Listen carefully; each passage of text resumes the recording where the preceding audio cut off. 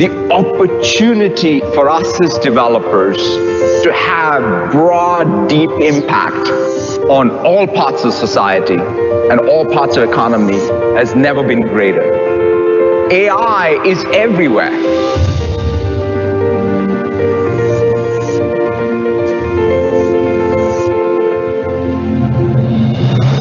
A new world that is going to be made up of an intelligent cloud and an intelligent edge.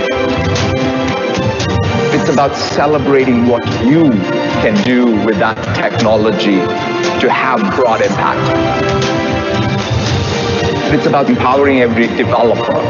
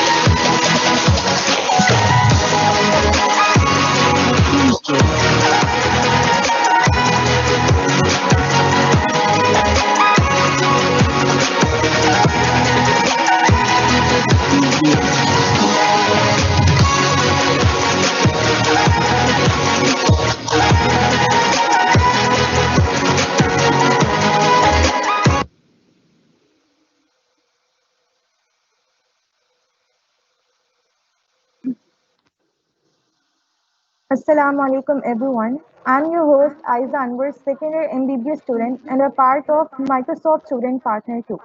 It's my pleasure to extend a warm welcome to you all to the second day of bootcamp. I hope you enjoyed and learned a lot of things from the first day. Before we call our guest speakers, I would like to give a short intro of a bootcamp. Bootcamp is basically a training program that is held for the purpose of closing the bridge between information and its hands-on experience and training skills that the employers look for. Our purpose of this bootcamp is to teach students how to use and experience cloud services. So let's start with our first guest speaker, Mr. Paris Polizos. He is a software engineer with 10 years of experience in the field. He holds an MSc in electrical and computer engineering. While since the early days of his career, he had the chance to work in large and challenging projects, from e-shops and new sites to forex trading, betting, music, and projects in the fintech industry using .NET, JavaScript, and cloud services. In addition, for the last 4 years, he has been nominated as a Microsoft Azure MVP for his contributions to the community. So I would like to call Mr. Perez to come and share his knowledge with us.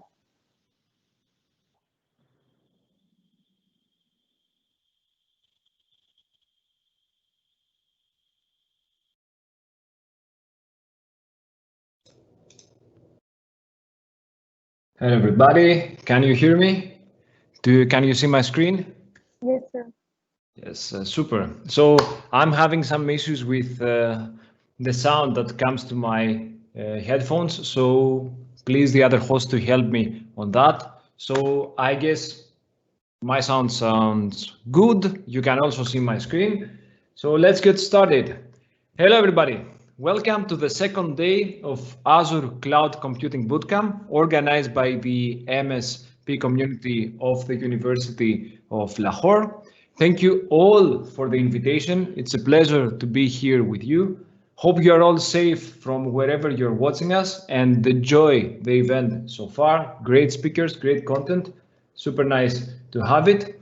Today, I'm going to talk to you about stateful workflows using Azure Durable Functions. And as you might have guessed it, we are going to talk a lot about Azure Functions. So I have a lot of things to share, so let's get started.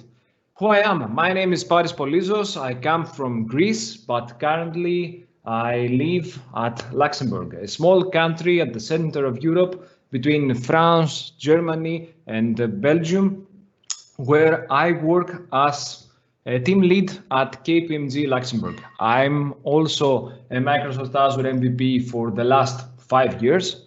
I've been working with Azure technologies a lot for now half a decade, and I'm very excited about it. Azure is a very rapidly evolving platform, and you have a lot of great tools to work with and build great stuff and materialize your ideas.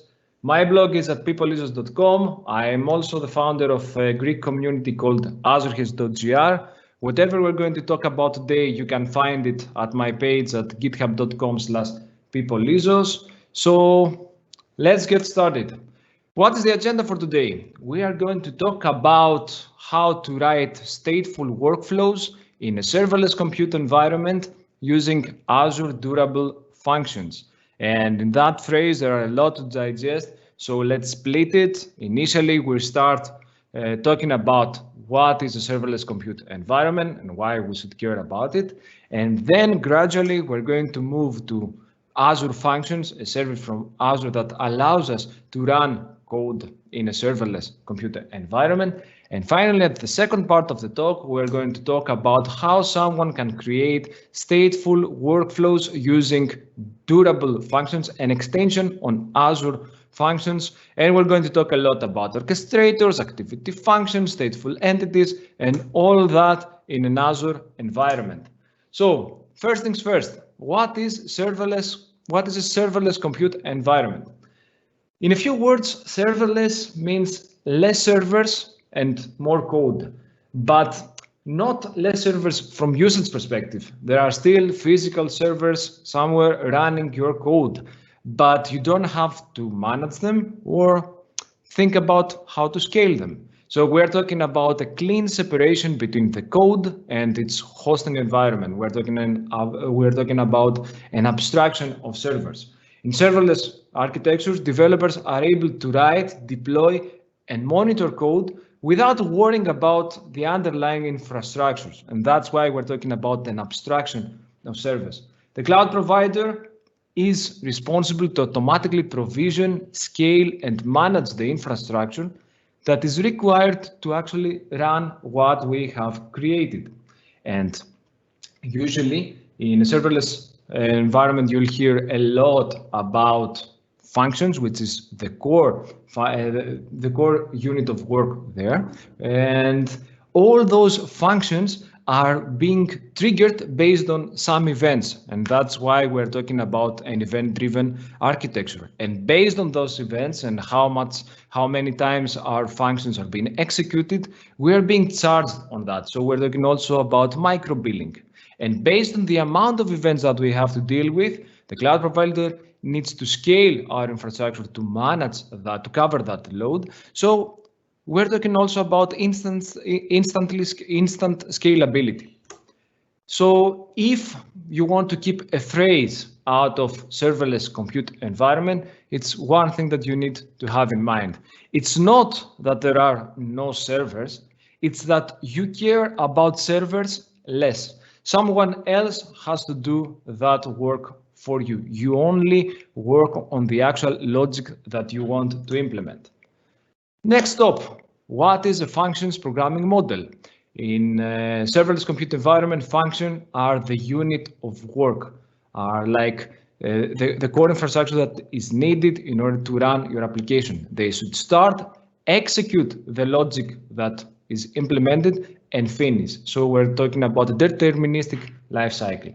And those functions have inputs and outputs. They are getting some events as an input, and they may produce some other stuff and host it on different services. So once you start working on using this functions programming model in a serverless compute environment, you need to have some questions in mind that will help you understand how to proceed on the application development. The first question is, what is it that you want to do? And it's a classic question we need to have that always once we start building our applications.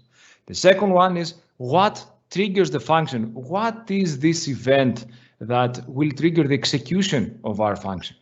Do I need any additional data? Does my function needs some access to another storage account or to some other DBs in order to fetch some records to manipulate the data and produce something? And then at last, is there an output that I should produce? Like, for example, I'm working with a file. Should I deploy that file somewhere else, write it in another storage container or something? So if we want to keep that in one sentence, we can have this, like, when this and that is happening, get a few records from here, from there, like get all the additional data that are needed for my application to run properly, do what I have ordered the function to do, and then output the result where I need it. So as in all new programming models and compute environments, there are some best practices that is good to have in mind as we work with. The first one, and it's a very classical one and used in most programming models, is that functions should do one and only one thing. It's a good practice in general, like also your methods need to do one thing so that they can be better testable and also better manageable. You can understand what's going wrong, what is off, and usually they're more performant in that way.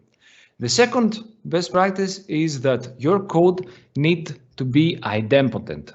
And what do we mean with that word? Is that no matter how many times you execute this function, the result will always be the same. And think of it with an example. Let's suppose we have two API requests. One is a GET request that fetches some data from the database, and the other one is a POST request that creates some records in the database. The first one, the GET API request, is idempotent because no matter how many times we try to fetch this record with this specific ID from the database, we are going to always get the same result. But in the second case, with a POST request, if, for example, we execute 10 times that API, that POST API request, we're going to end up with 10 different user records at the database, because on each one of execution, we create one additional record. So the second one is not idempotent, the first one it is.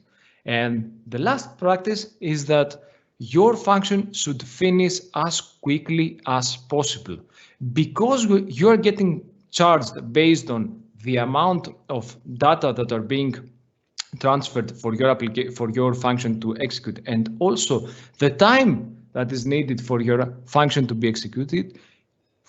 To finish as quickly as possible is one very good thing, so that you can have performant code and also pay as little as you can. So next step, Azure Functions. We talked about serverless computing, we talked about function programming model. Now we're trying to combine things together, and we put functions and Azure together. Azure Functions is a serverless compute service that lets you run small pieces of event-triggered code functions in a cloud infrastructure, usually managed by Azure, without having to explicitly provision or manage the infrastructure. So you have your logic here, which is the code, and then combine it with some events and some data, and then you create something that is called an Azure function, which is provided by the Azure platform. And what an Azure function looks like. As we said before, we have the code, the events, and we finally create an Azure function. So these two building blocks are on the left side, the code, and on the right side, the event. In the code, you can see here that at the top, I'm using some additional libraries in order to resize an image that is being uploaded to an Azure storage container. That is what this function does.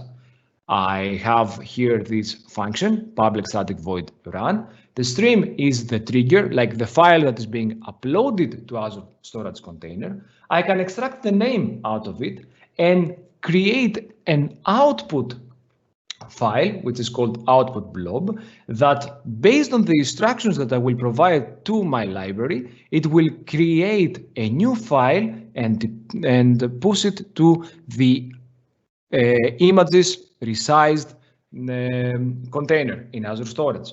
And here are the events. It's a JSON file where it describes what is the trigger, what it triggers the function, and what is also the output result of the function. So that's why you're going to see here in the direction like in and out. And what do we say here is that we have a binding that is called myBlob. You can see it as well at the left side. It is a trigger. It will trigger our function to execute whenever we have a new event. The path to find this file is images-to-resize / the name of the file, where we can extract some values out of it, like some variables, the name and the extension. And then at the end, when my application finishes, it will create a new file, a new resized one, that is being deployed to images-resized with the name, the extension, the same one as it was before, but with also a few letters in the name to define like the width of the new file. So enough with the theory. Let's get started to see how someone can start with Azure Functions. Everything that we're going to see today are available at that link, github.com/people/demo MLSA -functions. So let's get started with the portal.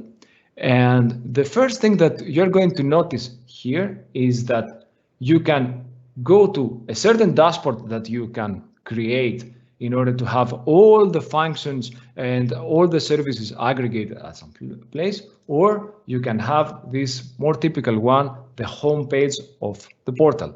At the top, you can see some other services that are available for you to work with, the recent resources that you have created, and also some documentation, tooling, and other stuff in the home page. So in order to get started with Azure Functions, we need to create a service for this Azure function to work. So the first step would be to create a resource group. And why do we need a resource group? We need that in order to group all the services together in order to have them at a single group so that we can manage them better. So think of it as a folder where you put files in it, but here instead of files, you put services. So I'm going to create a new resource group, which is called demo MLSA, let's say functions.live. And here at the region, I will select something that's closer to me, which I'm at the center of Europe, so I can select something like West Europe or North Europe. It will be the same. For you, based on your location, you should always select a region that is closer to you. I'm going to create that resource group. And once that resource group is available, I will start adding some services that are required for me to run an Azure function service. So after I click add on that resource group, I have this image, this page in front of me in order to select the services that I want to add at this resource group. We want to work with Azure Functions service, so we can either click from the popular link here, function app, or I can go to the compute category at the left side and select again function app service, or pick some quick starts and tutorials documentation for that app service. I'm going to click on the function app, and here I'm presented with 1, 2, 3, 4, 5 steps in order to create my function. The first one is to give a unique name so that I can access my service, my function service. So I'm going to give, let's functions live. And if it is available, I get a green tick.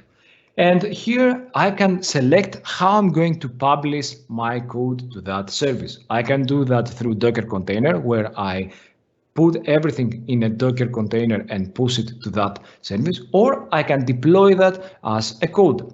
So I'm going to select code for this demo, and in the runtime stack, I can select the runtime stack that I'm more comfortable with working. So I can have a .NET Core framework, Node.js if I want to write in JavaScript, Python, Java, partial code, Core if I have some scripts to run. So you have the option to select whatever you feel more comfortable with. For my case, I will select .NET Core, and the version is 3.1. And for the region, I will select again something that is closer to me so that I don't have that much latency. And I will select again the West Europe. Next is the hosting step. It's the second step to create a function app. Here, I can select the operating system, which can either be Windows or Linux. And for my demo, I will select Linux because why not? You can do the same with Windows, but I prefer to have a Linux operating system to working with. And at the top, I can create a new storage account to associate with my function app service. It is mandatory to always have the storage account linked to your Azure function service. So either you can select one that already exists or you need to create a new one. So I'm going to give again a unique name. Super. And at the end, I have to select the type of the plan type that I'm going to use for my demo. I have three options here: consumption, premium, and app service plan. And what's the difference between them? The consumption is the serverless approach where the infrastructure is being, let's say, allocated to Azure resources whenever there is a need for them. So you have some servers sleeping around, and when there is some events, that event will trigger those servers and they will start executing your functions. In the premium plan, you have some resources already allocated. You don't have cold start, which might take 1 or 2 seconds when there is a long period of inactivity. And also you can have VNet and also better hardware to run your your functions. And at the end, you can, if you have the 1, 2, 3 websites that are already using an app service plan, you can use that one in order to group them all together there and utilize the same resources. You have them, why not? In my demo, I'm going to use the consumption plan, which offers also a big free tier. So it's the best approach for someone that starts with Azure Function to work with, so that you can give it a try to a couple of things. And then I will click on the next step, which is monitoring. Here I'm presented with the option to enable or not the application insights, which is another service from Azure that allows you to have better observability in your applications. You can gather all your logs there. You can see the performance of your functions and how everything works if you have any exception. So if you are starting to work with Azure Functions, or if you already have some Azure Functions running, it's a good thing to have because you can really optimize your code based on what you see and how the performance of your application is doing. So I'm going to click yes, and a new name will be allocated and a new service will be allocated to my function service. And the last step, I need to add some tags.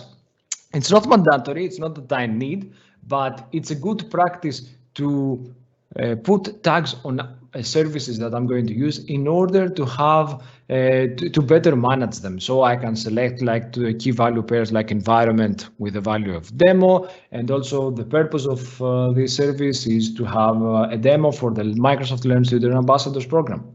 And finally, I click on the review and create button. And here I am presented with a summary of all the available steps and services that are going to be created. And once I feel that I see that everything is okay, I can create those resources, and the deployment is in progress. Usually takes about a minute to have all that running. So in order to skip that part, I have already created those services, and we can see how they are working. So if, for example, this is the function service that I have created, you can see here at the overview page that the status is running, it is available, it's located at North Europe. This one was created at North Europe The one that I created right now was at West Europe. And here are some details like what is the URL that I can access my service, some working sets and execution of my function, so I can go back in time and see what is going on.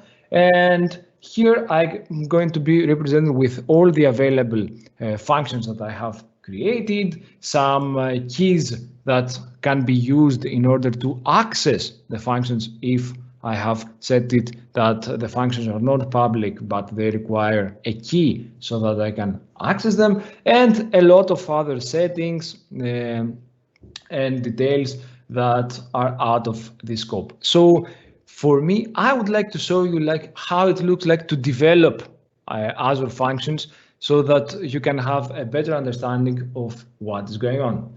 In the demo that it is also available at github.com/peopleizos demo MLSA functions, you can see all the details on how to run the application, how to set up, if you want to use VS Code, which is a free IDE, a free tool that you are accessible to everyone. I'm using JetBrains Rider for my demo, but you are allowed to use whatever you like. And here at the code, I have a resize images class. You can see that here, public static class resize images with some functions in it that actually perform a resize of a function. And what it does is that it has a function name, which is called resize-images. Here is an asynchronous method that has a blob trigger whenever there is an image uploaded to the images.to-resize container. I'm getting that file or extracting the name and the extension from that file. I can also have some logging, and I'm calling a function that creates a resized version of that file. And here what I can do, this is a very simple logic. I get the proper encoder based on the extension of the file. I'm creating a memory stream where I load the file that has been uploaded to the storage account, and then I have some very small calculations here in order to create a resized image. And at the end, I'm uploading the resized image to the images that reside with a thumbnail width file. So let's see how we can run this application. So I have a set of images here, and in order to test it, I need to have a tool that is called Azure Storage Explorer. It's a free tool. You can download it from GitHub.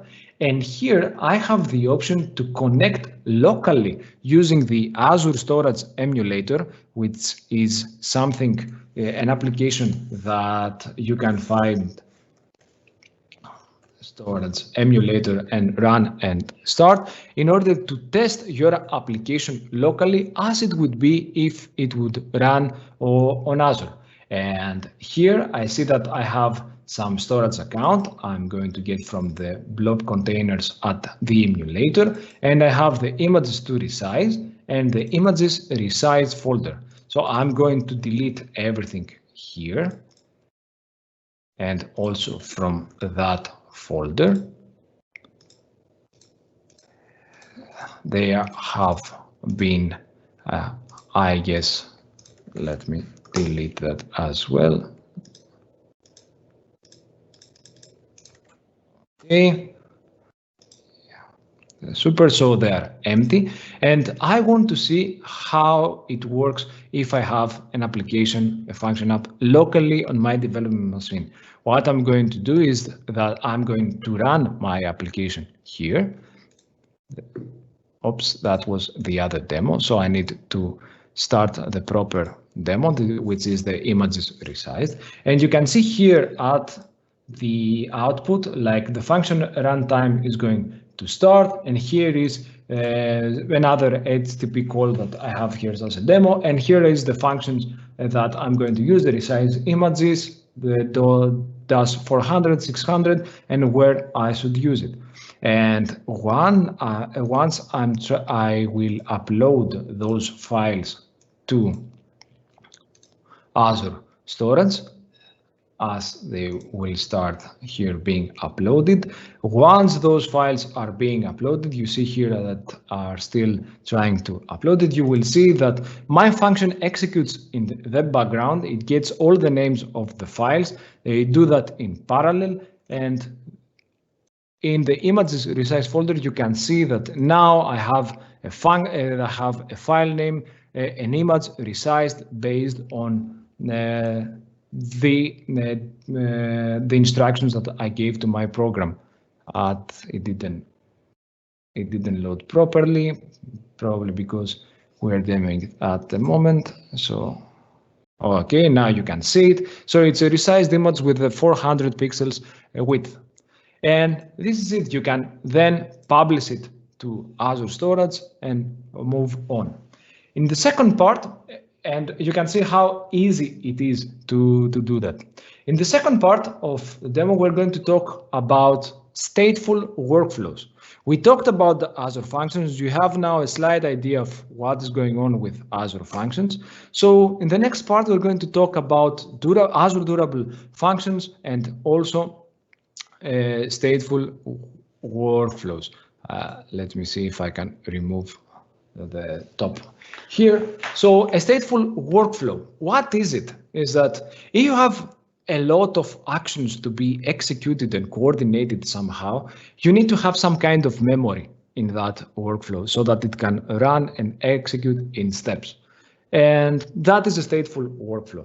And for that, you can use an extension of Azure Functions, which is called Durable Functions, that lets you write those stateful functions in a serverless computer environment. And you can do that quite easily. And all that through Orchestrator Functions, stateful entities, and activity functions. And what is this all about? Orchestrator Functions are the functions that define those workflows and coordinate how the activity functions, how the workflow will be executed, either synchronously or asynchronously.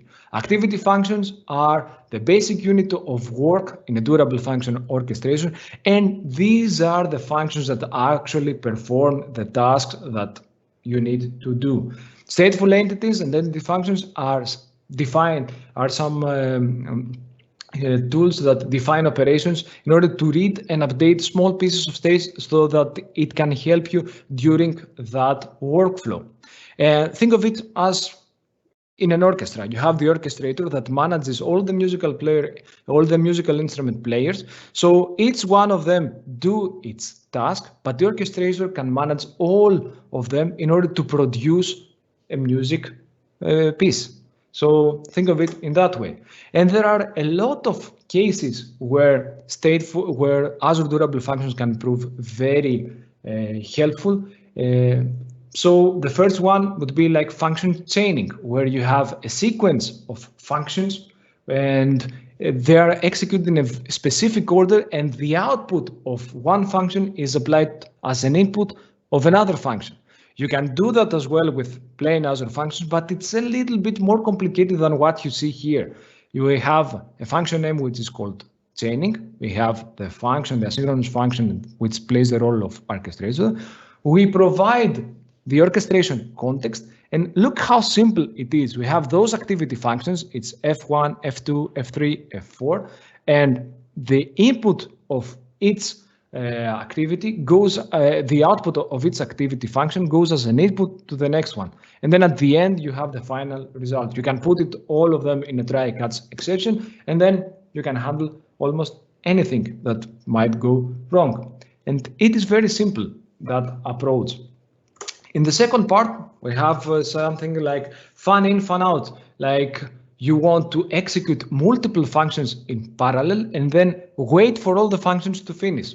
And usually at the end, you want to apply some aggregation work on the results so that they are returned from the functions. You see here that we create all those tasks that are going to run in parallel. And when all those parallel tasks are finished, then we do some aggregation work, and that is done. Think of it like you want to back up a website's content, and instead of having one function to actually move all those files to a backup service, you can have two functions, for example, one that enumerates all the available files that needs to be backed up, and then create a huge chunk of activity functions that gets this piece of content of this file and back it up, and then at the end you can aggregate all the results and say like, oh, okay, my site has been backed up properly. Third case, use case and pattern, async HTTP APIs. At some point you might have long running operations with external clients, and you want somehow to create an easy way to provide the status of the work. So you can have a starting HTTP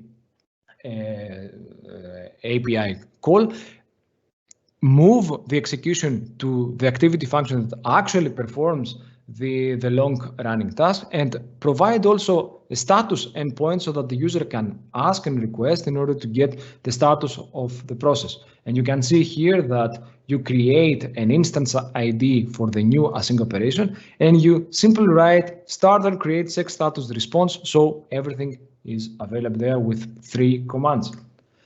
Fourth case, monitor. You can create flexible intervals to manage task life cycles and create multiple monitor processes from a single orchestrator. It's something pretty common if you think about it, like you might want to check all day the weather, and if it will start raining at some point, or if there is clean sky, you can send an SMS alert to the user that has subscribed to that service. So in order to give them an alarm if something goes wrong, or if he wants to go out cycling, for example, he can get an event like, okay, for 6 till 7, I believe that it will be clear sky, so please go ahead, have a walk. Fifth case is cases where we have some human interaction is being evolved. We can create some durable timer and request an approval from someone. Like, for example, when you want to go on vacation and you want to request some days off, you can request that from your manager. But if he's also on vacation, or after 2 days he cannot be there to answer your request, you can escalate that response to a superior. Also think of it, all the cases that we have with the two-factor authentication. We want to log in, and a new message has been sent, an SMS has been sent to our mobile phones, and so user need to read that code and apply it to a screen in order to add that code in order to continue. So that also requires some human interaction. And also at the last part, it's like when you have aggregators, like you have a lot of events in a period of time that comes from different sources, mobile application, mobile devices, website applications, IoT devices. You want to aggregate all of them, and at the end provide a way for external clients to query all those aggregated data. So you have here some device sensor events that are coming in your system. You have some stateful entities where you can add, reset, or get metric endpoints here and there, and at the end you can signal those entity things back to the user. Let's move on and see what is the difference in the code for durable functions, and we're going to see like how easy it is to create monitors, function chaining, and also HTTP API status endpoints.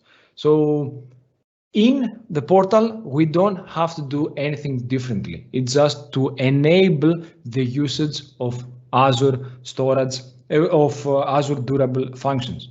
And in the code, the differences are also not that big.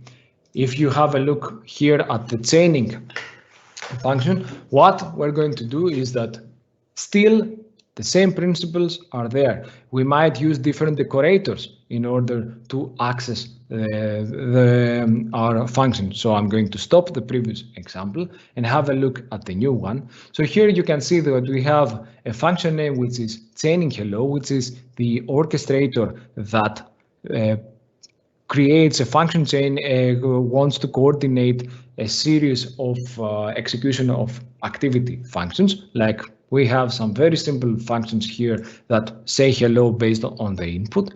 So here we have hello Tokyo, hello Seattle, hello London, and this needs to be returned as this. And in order to trigger that event, to initiate that process, we have an HTTP endpoint, which is available here, that manages to start the orchestrator and then create a check status response. So if I go and run the demo for durable functions here, I will open, you see here this exact same thing, like the runtime that is going to be used, what are the available functions that exist in my demo, the port that is available, a host lock instance ID that is being acquired, and I'm going to open Postman and select from the left side this demo. And here I'm going to select the environment, which is localhost. So if I click on here, it will run and I will get these as a response, which is the status query, send event, or terminate the execution of the workflow, or page history. And if I click on that link here, which is being created by the library, you can see that I get the exact response that I'm waiting, like the runtime status has been completed. And also I get the proper results like hello Tokyo, hello Seattle, hello London. When this instance has been created, when was the last time that has been updated, an instance ID if I want to track what has happened. And also at the next step, instead of doing the asynchronous HTTP API, click on the status link and then redirect to the appropriate response, I can create a monitor function where I can go here, for example, and have the exact same thing as before, but I can add custom status values like 0% completed, 33% completed, 3/4 of 2/3 completed, 100% completed, and also have the same ones. And then here you can see that I can create monitor functions where I can get the status, iterate through this monitor, and then at the end get the runtime result in for the user to see. So if I click on the monitor status with custom statuses, if I click on, if I run that, I can see that I'm getting the response without having to redirect to another status instance. So, and this is also available for the things that are happening here at the durable orchestration for the runtime status. So I can also check custom status or the runtime status. Let me run one more call in order to wake up the production service. So, okay, it will take some time because it is in cold start. Super. Let me more. And now, as the last part, in just 2-3 minutes, I'm going to finish, is that we're going to see the usage of application insights, like how someone can use it in order to get some insights from your application. So I went to the demo MLSA function. I clicked on application insights from settings sidebar and then view application insights data. And here I can click on the live metrics and it will take a couple of seconds. So I can have a dashboard of whatever is going on my production website. Like, let me resize that in order for you to be able to see that. So here is the stream of data. So if I click Here you can see that all the requests that are happening from my machine to the production service are being emitted here, and I can see all the request rates, the failures, if any, how many instances exist at the moment, how many requests per second I've been answering. So if I log into the container that is uploaded at the at Azure, which is in the production one, and also I believe I have a script that can delete all those snapshots quite faster. Okay,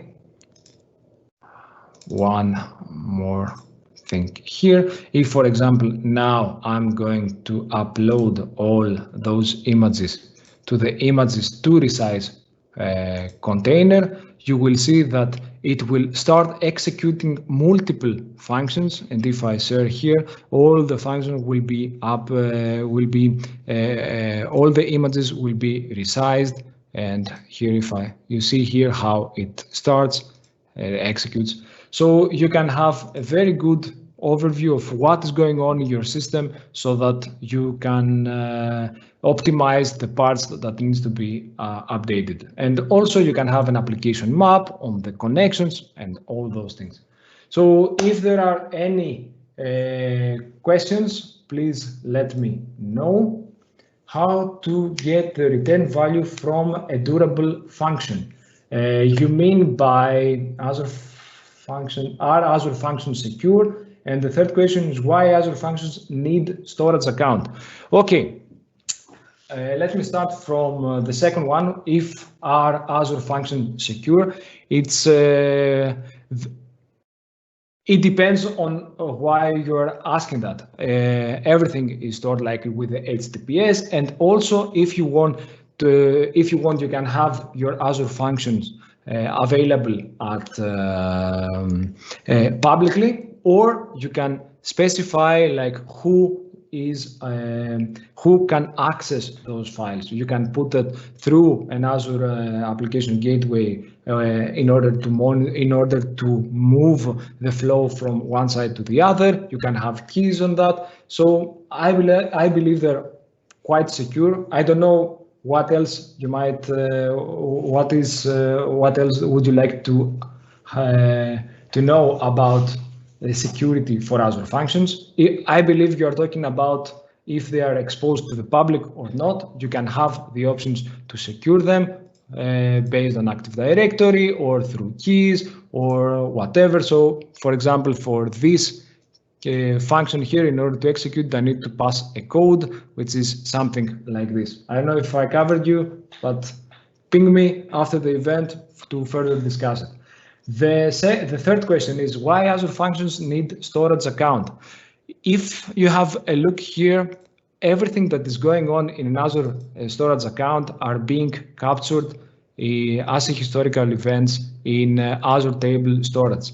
Is needed in order to track all the things that are being done. You can use it if you want, in order to have an overview of what has been done, what is going on. You can use it in order to upload files, of course, but also there are other triggers as well, but it is mandatory to have that in order to have the application running. You need to write logs somewhere. And in the first question, how to get the return value from a durable function. So if you want, for example, the return value of a durable function, here, for example, in the monitor status, you see that I'm getting the response of the object, like what is the status of this one, and I'm returning back all the content that are available as an output here. If, for example, I want to write, if you want to know the results from an activity function, you can call it, and the output result is updated here. It's like the output of this one is already included at the outputs. So the orchestrator knows all the all the outputs that are happening from the activity functions. And at the end, if you want to expose that to the public with the use of a monitor function, you can have that in serializing the object from the final execution, like this. You can give a try at demos that I have, and if you have further questions, I'll be more than happy to answer that. Anything else? So thank you very much for inviting me and being part of your of this event. I wish you all to enjoy the rest of the event. Great speakers, great talkers. Whatever else you might need, or if you have any questions, I'll be happy to answer them. Visit my blog or ask me at LinkedIn. I'll be more than happy to help you. Thank you very much for your time. Thank you so much, Mr. Perez, for your precious time. I hope that the students would have learned a lot of things.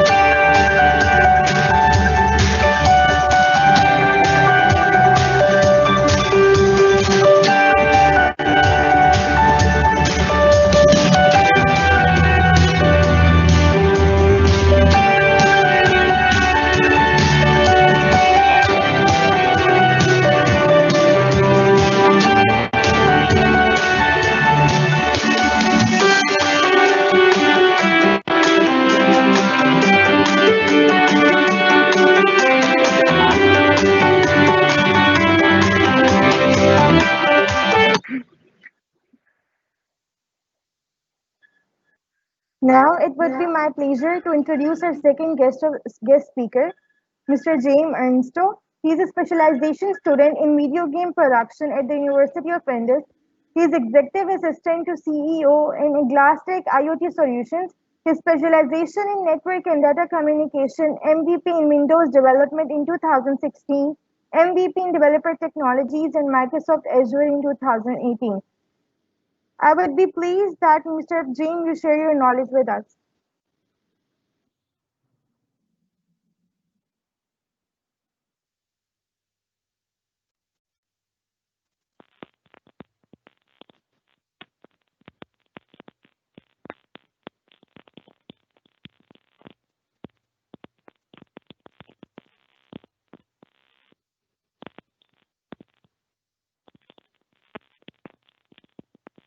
Sir, you are not audible.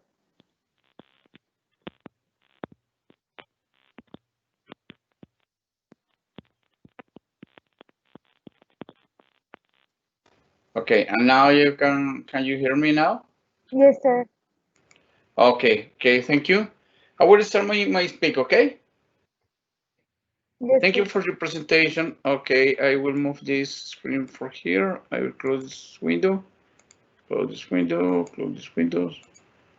Okay.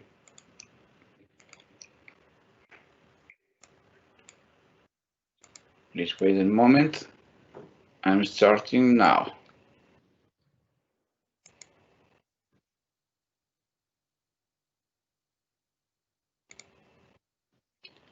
Okay, can you see my screen? Yes, sir. Okay, thank you. Okay, my name is Jaime Suarez. I will speak about Azure IoT Solution Architecture, okay? Well, this is all my social networks. I have one blog, one website, www.todoazure.com. You can speak or say to do azure.com, okay? My LinkedIn is linkedin.com/in/genoma. The people know me here in Colombia and on the development environment or technology environment, know how my nick is Genoma, okay? In Twitter, Genoma, and my email is genoma hotmail.com. I am VP from 5 years ago. In this moment, I am VP in Microsoft Azure. I am CT in Microsoft Certified Trainer. And these are all my credentials in my certification in this technology. This speak, I have this schedule. The first theme or item, IoT standard architecture. Next, IoT and Event Hub. Next, Stream Analytics. Next, storage account. And to finish Power BI, I will do one demo where you can get some one device or one IoT device is taking excuse me. I need some help from one word.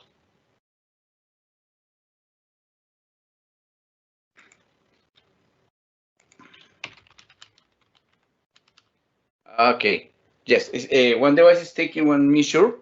This measure will be in go up to Microsoft Azure and in IoT Event Hub, and we will show this measure of this device in Power BI. I will try to complete the demo. Okay, where I have one starter kit for use in IoT Azure. I close my screen. Okay. No. I will need to have this my camera open. Well, continue.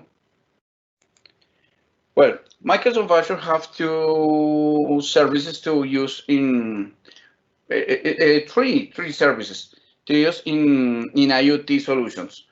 The first service is IoT Central. IoT Central is one solution pre-built where you will configure what you want have the or how you want to see your dashboard. I like this solution but I think what we can do something maybe better than what we have with IoT Center. When we are using one solution, or we create one solution complete, no use one pre-built solution. Okay, Microsoft Hub, IoT Hub. Let me take some measure what I have from my devices. What kind of devices I have here? I have one. This is Adafruit. Adafruit was a little solution. What Microsoft know, and we can say approved by Microsoft, which a good solution to learn use this kind of technology, the Microsoft IoT or the IoT solutions. Okay, we can have this another card or another hardware. This now Lolin is same Adafruit, but it's not so expensive. Still not so expensive. Okay, this is Adafruit. This is Lolin. You can find this in the technical commerce. $50. Okay, this have $7 minus $3 or $4 only the cost for this card on this card. Okay, when I buy the Adafruit solution, I will get this one box like this. Okay, it's complete. Have one cables, some sensors, the cable for connection, one servo motor, one protoboard. Okay, when I find this solution or this kit, okay, it's a good kit for the start. Use Microsoft IoT Hub or this another technology what can use for this. I believe what you know this card. Here in Colombia, so much student use for his projects, and it's the Raspberry Pi. Okay, this Raspberry Pi 2. I am using for little project, and I don't need another Raspberry Pi. For me, this is enough. Okay. Well, continue with the speak. Okay. Oh. Okay. When you use one IoT solution, we are creating one IoT solution, we must take one decision. If I will use a IoT Hub or I can use a Event Hub. What is the difference? IoT Hub only take data, okay? Excuse me, Event Hubs, yeah. Take all data I can give them this with these devices or with my hardware, okay? And IoT Hub have this data and can send message to device. For example, I want to know why this device is not working. I want to send one upgrade to the firmware, if this is possible. When I write the code for this solution, okay, then IoT Hub let me this kind for things, these things. I can authentication. I can authenticate each device in the solution. Okay, I can do one high data ingestion. Okay, a variety of communication patterns. Yes, this is true. I can use this device. I can use Raspberry. I can use Edison from Intel. There is so much solutions offered to hardware to do IoT solutions or IoT architecture in this moment. IoT is not so tendencia or trend. The trend from IoT has been lowing because in this moment the trend is the AI. Okay, artificial intelligence. Artificial is the trend in this moment. So much businesses building solutions throughout the AI, the intelligence artificial or artificial intelligence. Okay.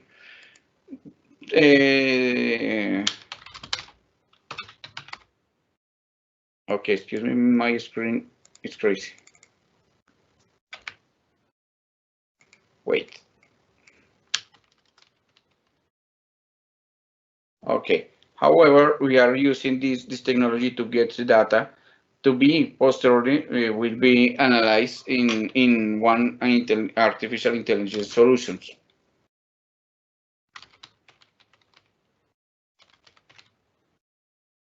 Okay, come on, Lisa.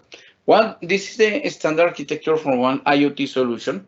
Well, in this slide, I will explain in this mode. Okay, I have one IoT client devices. Okay, well, have a IP capable devices. These devices can send one message directly from the device to the cloud. This could be one good solution, but these devices use so much energy and the efficiency will be low. I can use one IoT devices, one could be existing in one solution before to create a new solution. Okay, these devices can be one IoT client. Oh my God. Okay, these devices can be one IoT client like this device. Okay, or I can have low power devices. These low power devices have one difference. I take so much data. I can have I could have several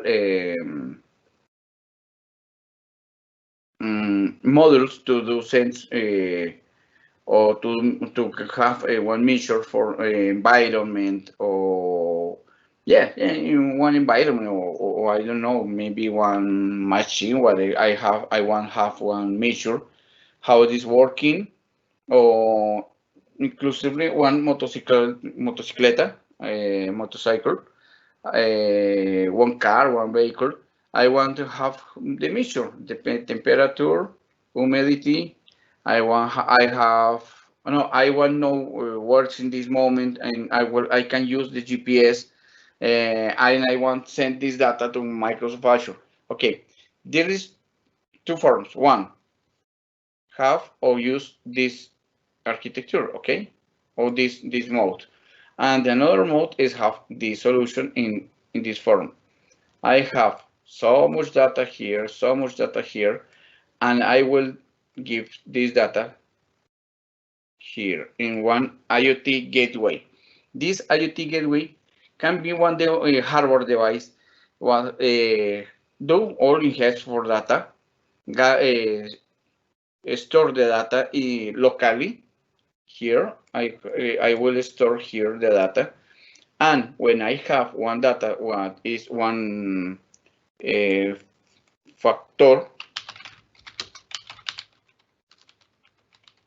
When I have a differentiating factor, maybe one in temperature is high or is low, can be one factor for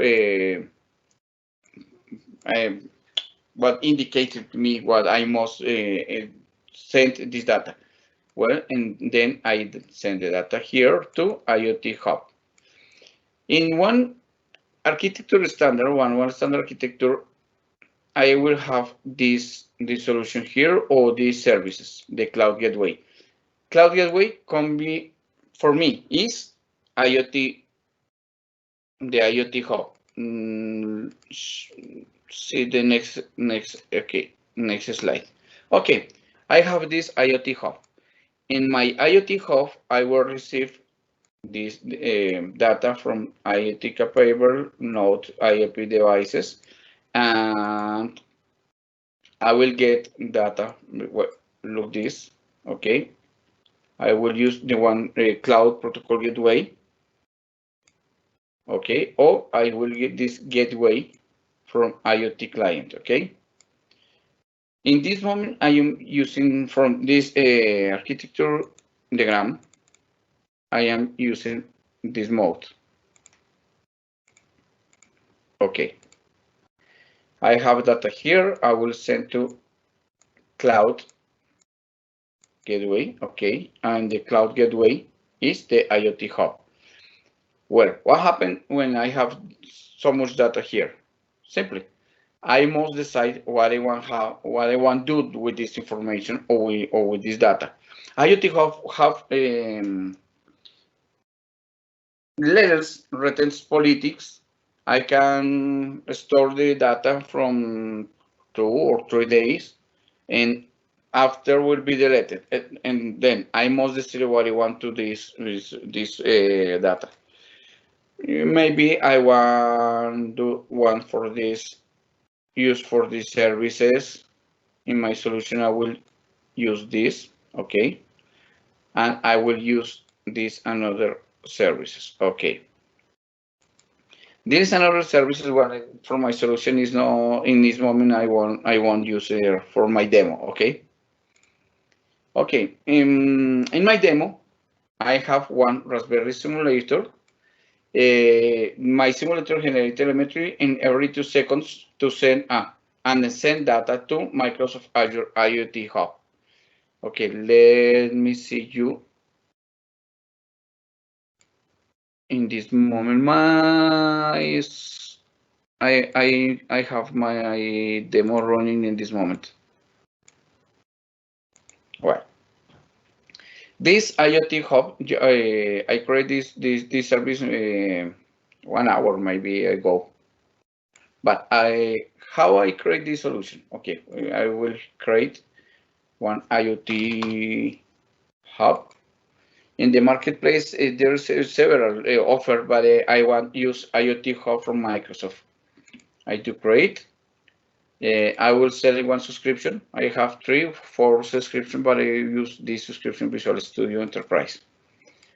I have this resource group, and the region I like, Jaime like is 2 from USA. I will have one. I will put or assign one name from the service. Then I will use this name.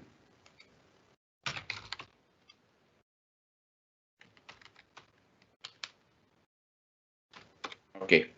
Oh no, excuse me. Okay. It's only one demo for how to create this service. Here I must define if I want a public endpoint, select the IP range or one private endpoint. For my solution, I will use the public endpoint. I select what kind of tier I will use. Free tier, okay. I have 8,000 messages for them. Okay. I can use only one free service for subscription. I have running one service in this moment in free tier.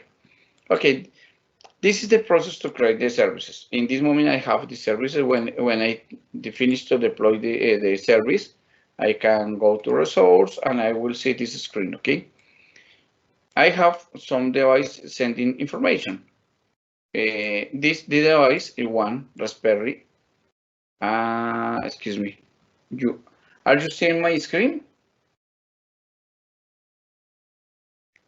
No, you are not seeing my screen. Yes, sir, it is visible. But it's a one PowerPoint, okay? No, it's not one browser. Okay, I will solve this.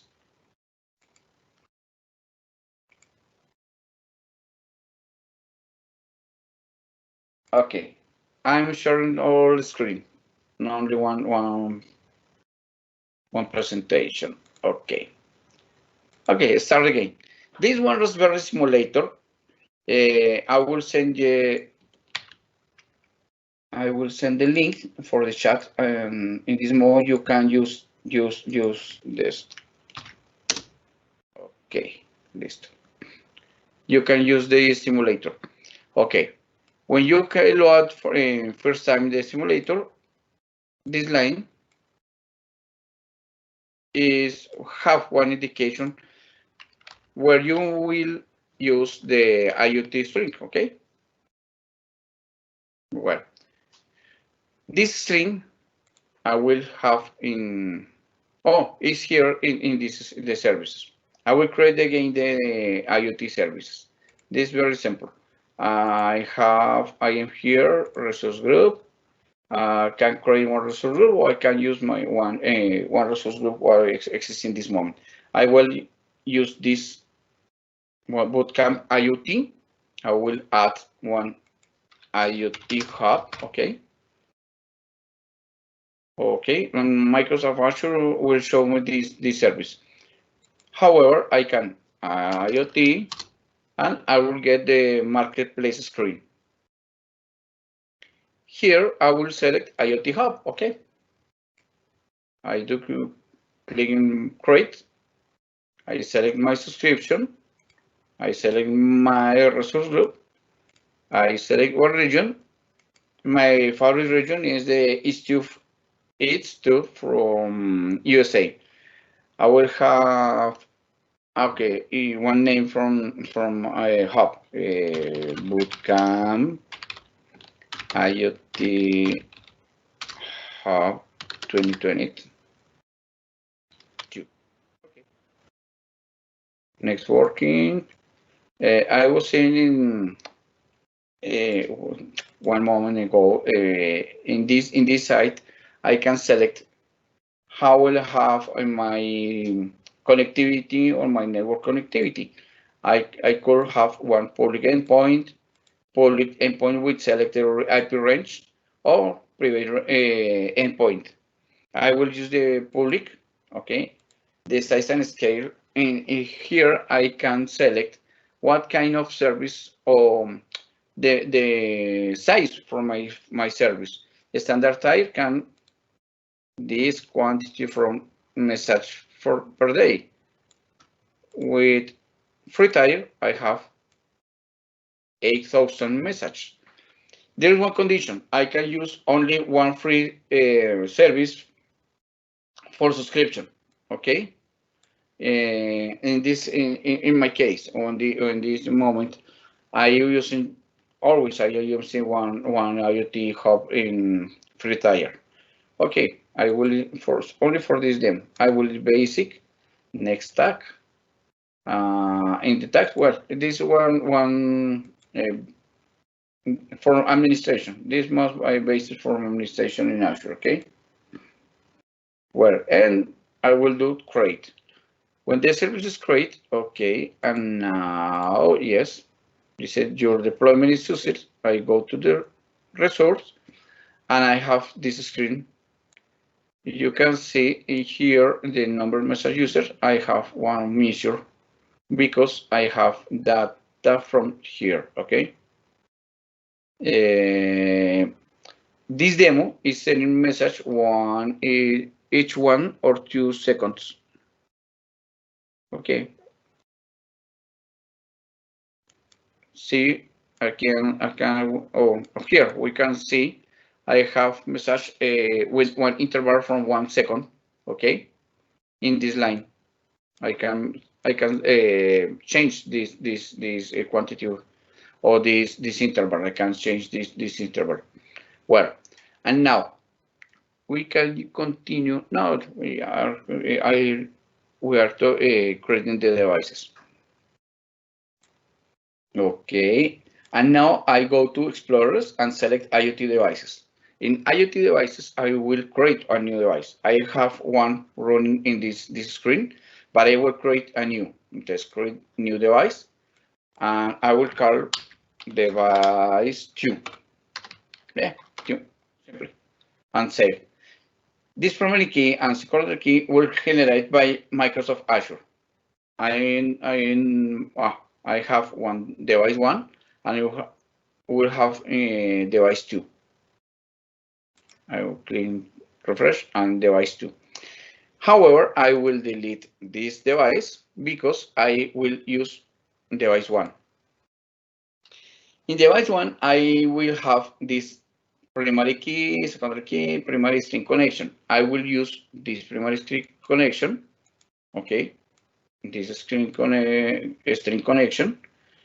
Copy and go to Raspberry Simulator, and I will replace this line. Okay, I have one idea. I will use another browser. Okay, I have another browser, paste here, and okay, next, etc., etc., etc. And I will go to IoT Hub. I copy this line, return to this another simulator.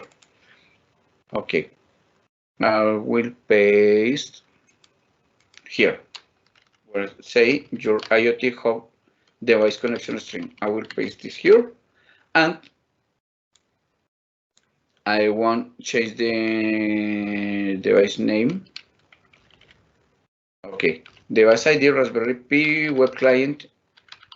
I will call the client. Okay, and run. Excuse me. I won't change the interval. 2 seconds. Okay, 2 seconds is fine. And the another simulator is running to 1 second. Okay. I have the response. Okay. The response is show me or indicating what is sending message to Azure. Okay, and I will return to IoT Hub, and I will the measure, and this must I will see one movement in these screens. Okay, see here. Well, we continue with the PowerPoint. In my part 2.1, I have this part 2.1. I have the solution. Oh, my solution is by here. I have one Raspberry simulator, one IoT Hub, and now I will create one Stream Analytics. Stream Analytics have take all the data what I have in IoT Hub. I will send in another service what I want what the Stream Analytics do this job. I return to Azure, okay, and I go to resource group. And here I will create one Stream Analytics job. Okay, I write Stream Analytics. Maybe there is another form to create the service while I have this mode for create the services. Okay, I will script one name for my services.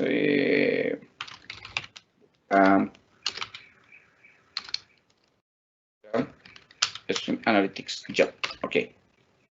I select one subscription. I select my resource group.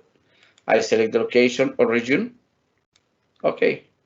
There's two types of services when I can send data from a Stream Analytics job. One, I could have data from cloud and from edge. Excuse me, Muhammad's question. Yeah, it's possible to migrate from IoT Central to IoT solution. Yes, yes, it's possible. This is possible. Okay, I will continue with this. I was saying I could have one data from one solution in IoT Edge. IoT Edge, one solution, what let me embedded the a little IoT hub, but one hardware or one local hardware, and later from there, from this device, send data to the cloud. Or I will have my hosting my environment in cloud. I will send the data from one device in IoT device, and I will send to IoT hub. Okay, I will create.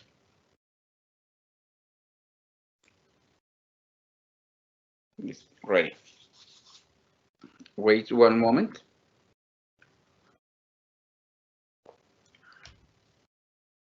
Okay, deploy is set. I go to resource. Stream analytics job have 3 steps. First step is coming. Okay, is the input. The second step is the query, and third step is the outputs. Well, I will create one input.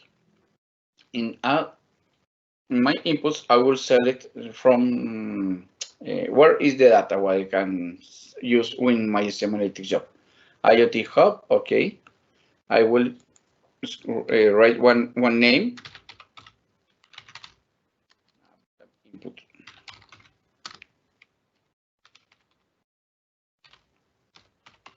Okay.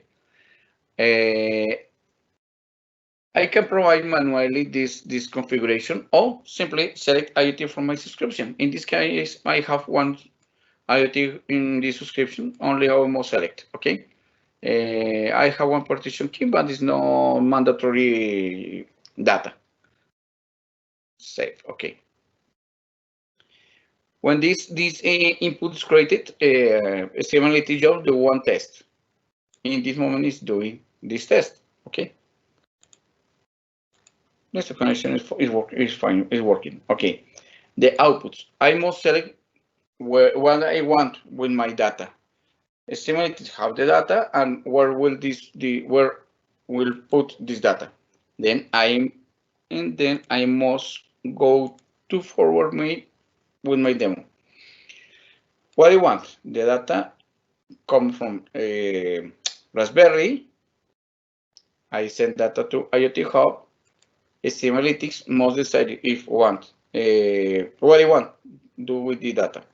I want send to one storage account, and I must create the storage account service. Well, I leave this here, and I will go to resource group, and I will create one new service and one storage account. Okay, great. Okay, the basic configuration is created. I must give one name, the BootCamp storage account 2020. Okay, location is to USA. The performance is standard or premium. I will use standard because premium is very expensive. In this moment, I'm not needing one premium. I will use the general purpose. Okay, the application is locally redundant, and block access will be in hot. Excuse me, hot. Next. Okay. And create configuration or create services. When I use the storage account, I can select 4 or 5 kind of services. One is one key message queue. The second is one blob storage to store binary files. For example, one image, one text, okay. I can use our file shares to create one file share service from one network, for example. Most in this moment when COVID is COVID put the people to work from the home, and file shares can be one solution to the people share your files. However, we have SharePoint, okay? I will use containers. There's another several kind of service. I will use tables, but I will not create the table here. Only I will return to Stream Analytics job.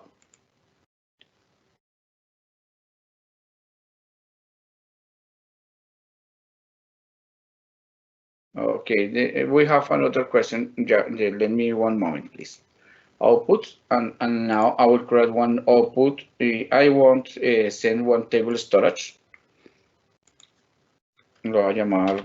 I will call bootcamp output or bootcamp out. Okay. Table name. Okay. In subscription, this is my storage account. The storage account key will take from the services. I will create a new table. Only one bootcamp table. Partition key, I will see here my data. What coming from Raspberry Pi, and I want, okay, the structure for massage. I will use this from partition, okay? Here. Here. Well, I message ID, copy, and paste, and save. Okay.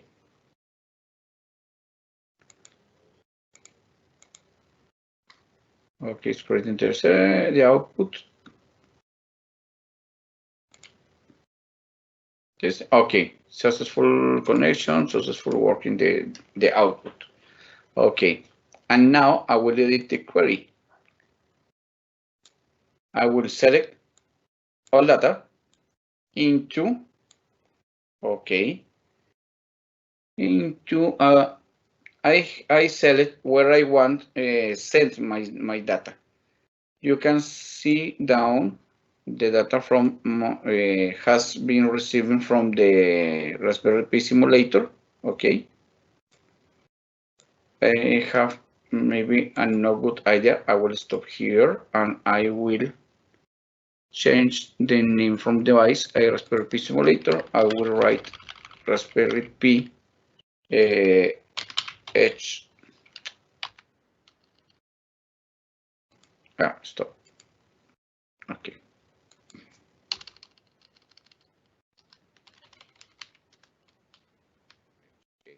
And run again. It's only for can difference the devices. Okay. Here I will write the name from my output, and my output have this name, bootcamp out. Okay. And here the input. Entonces from bootcamp input. Ready. Save query and start. No test. I want to have this only start here. I will start the service. This take will take one little time from the start the services. While we'll see the PowerPoint. Okay. In this moment, we have Raspberry Pi, IoT Hub, Stream Analytics, and one storage account, and will be create one table. I can use Microsoft Azure Storage Explorer. here I will have all my services running. In this moment, I have this Bootcamp IoT one storage service by now here. I will update. Okay, yeah, this is my storage account from this demo. And we'll see tables. If the streamality job is working, I will get data here in, I don't know, 2 or 3 minutes. Bootcamp table, yes, this is the name. We must wait. Okay. Listo, ready. We have this path from the data. And what can do with another services? I can send the stream analytics, storage account, or I can send data to Power BI. Power BI is one solution or is one service from Microsoft. Usually, I can find in Microsoft 365, but Power BI one independent services from Microsoft 365. I can buy only Power BI and use these services only for my solutions. Okay. And in this moment, I want to know, okay, what happened with streamality job? It's working. In this moment, it's working fine. And then I can see the table. In my table, I must see the data. Entonces refresh.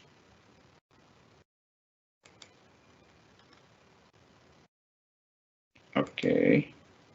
Okay. Now I have the data here. But I have data here and I can see the data. Okay, wait one moment here.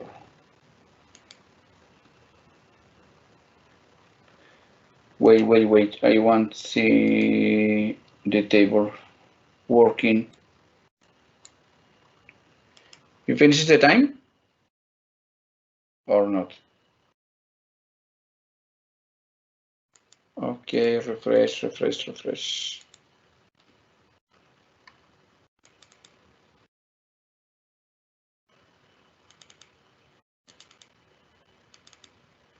Okay, I have the table, but I have data. Yes, running. And another simulator is running. Okay, that's what happened. Well, and now I want, if I could want send data to Power BI, this is very easy. I must create another output in Stream Analytics. Okay, well, we must wait to stop the service to Stream Analytics job to modify the inputs or create another outputs.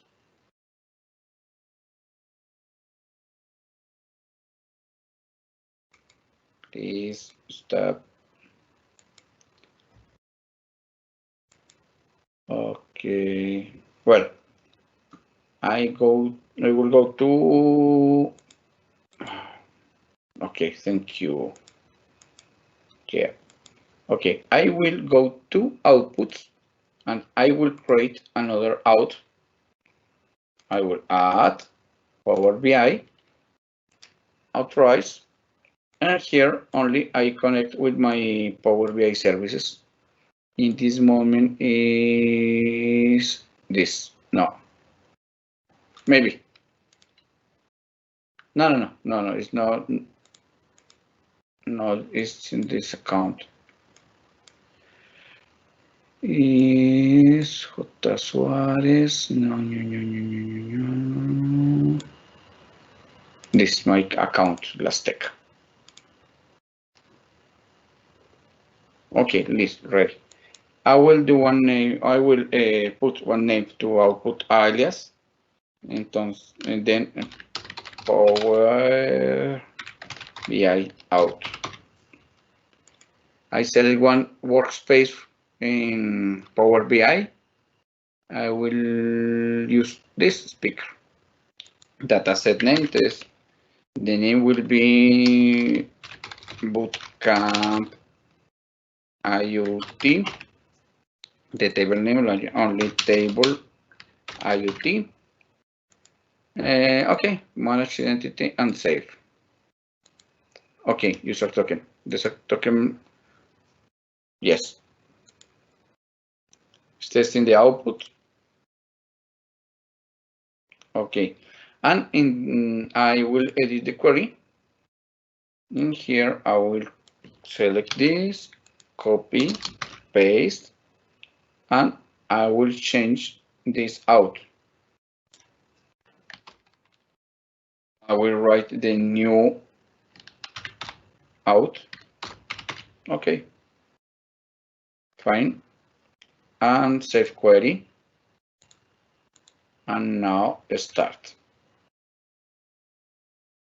When the last stopped.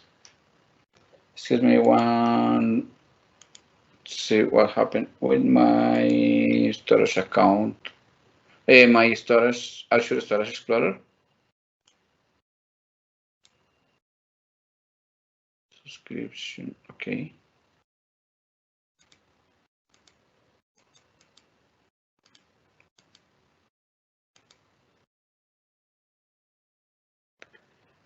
No, I don't know what happened with my data. The data must be here. Okay.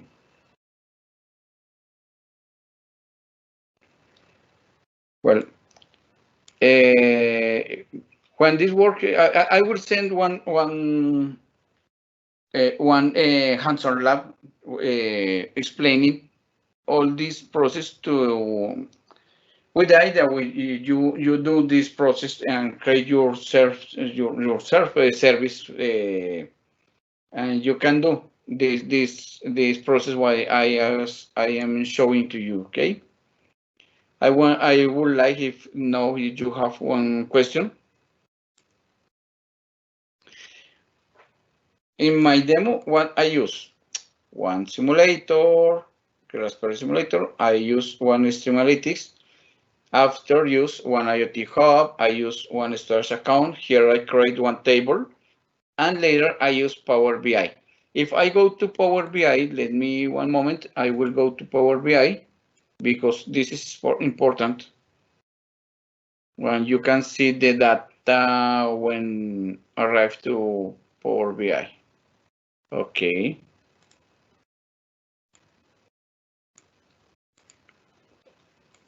And here I will use this account. Okay.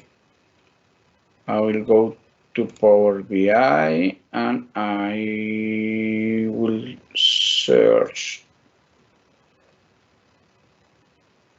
last success. I speaker, my work area, IoT here.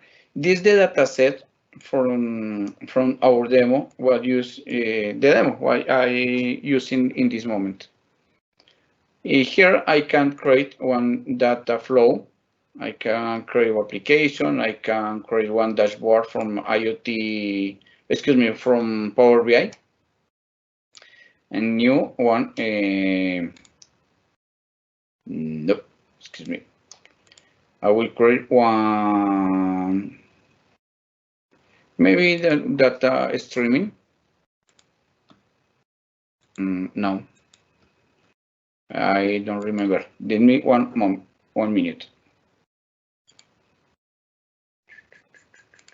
Okay, great.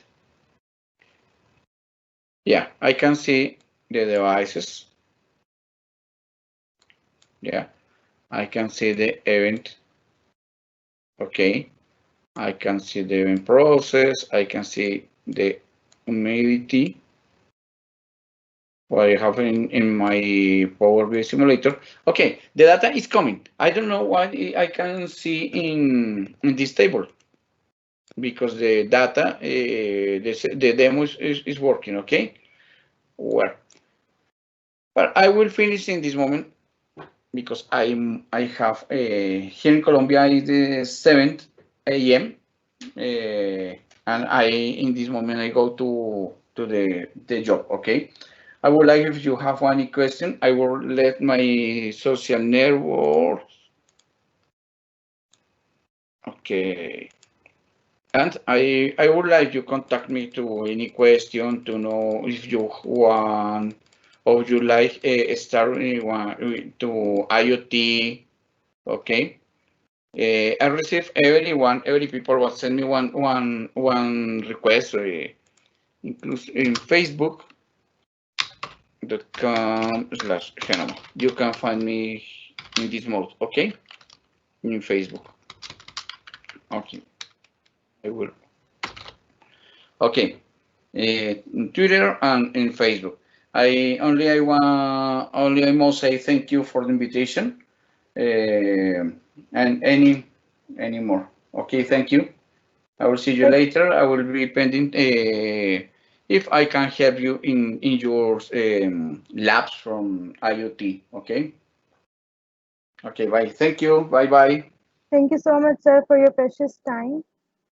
Okay. Okay. Thank you. See you later. Bye. Bye, sir. Okay. Thank you. Thank you. Now I'll be signing off, and Mahi Khan will join you soon.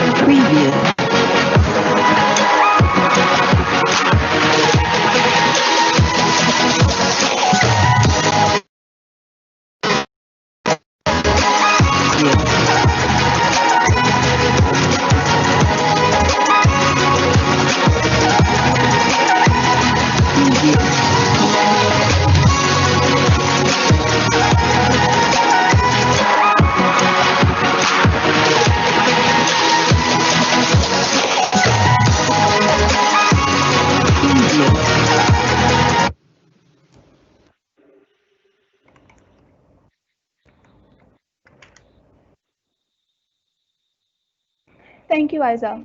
And most importantly, thank you to Mr. Jaime Ernesto and Mr. Paris for enlightening us with all your immense knowledge, and thank you for taking out your time for joining us here today. Assalamu alaikum and a very good evening to all. My name is Mahir Khan of the Department of Pharmacy, and I will be your host for the remainder of the event.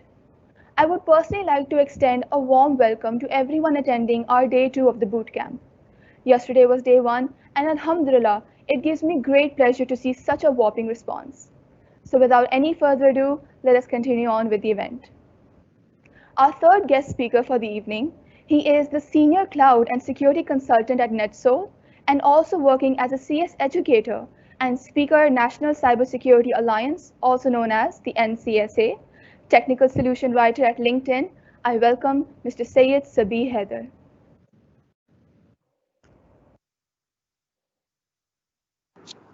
Hi, Assalamu alaikum to everyone. Can you hear me? Yes, sir, you are audible. Okay. Let me just share my presentation.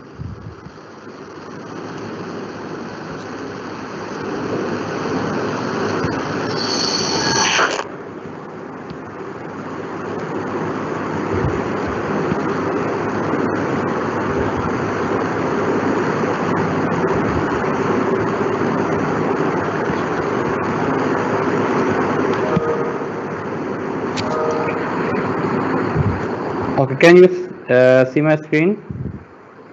Yes, sir. Okay.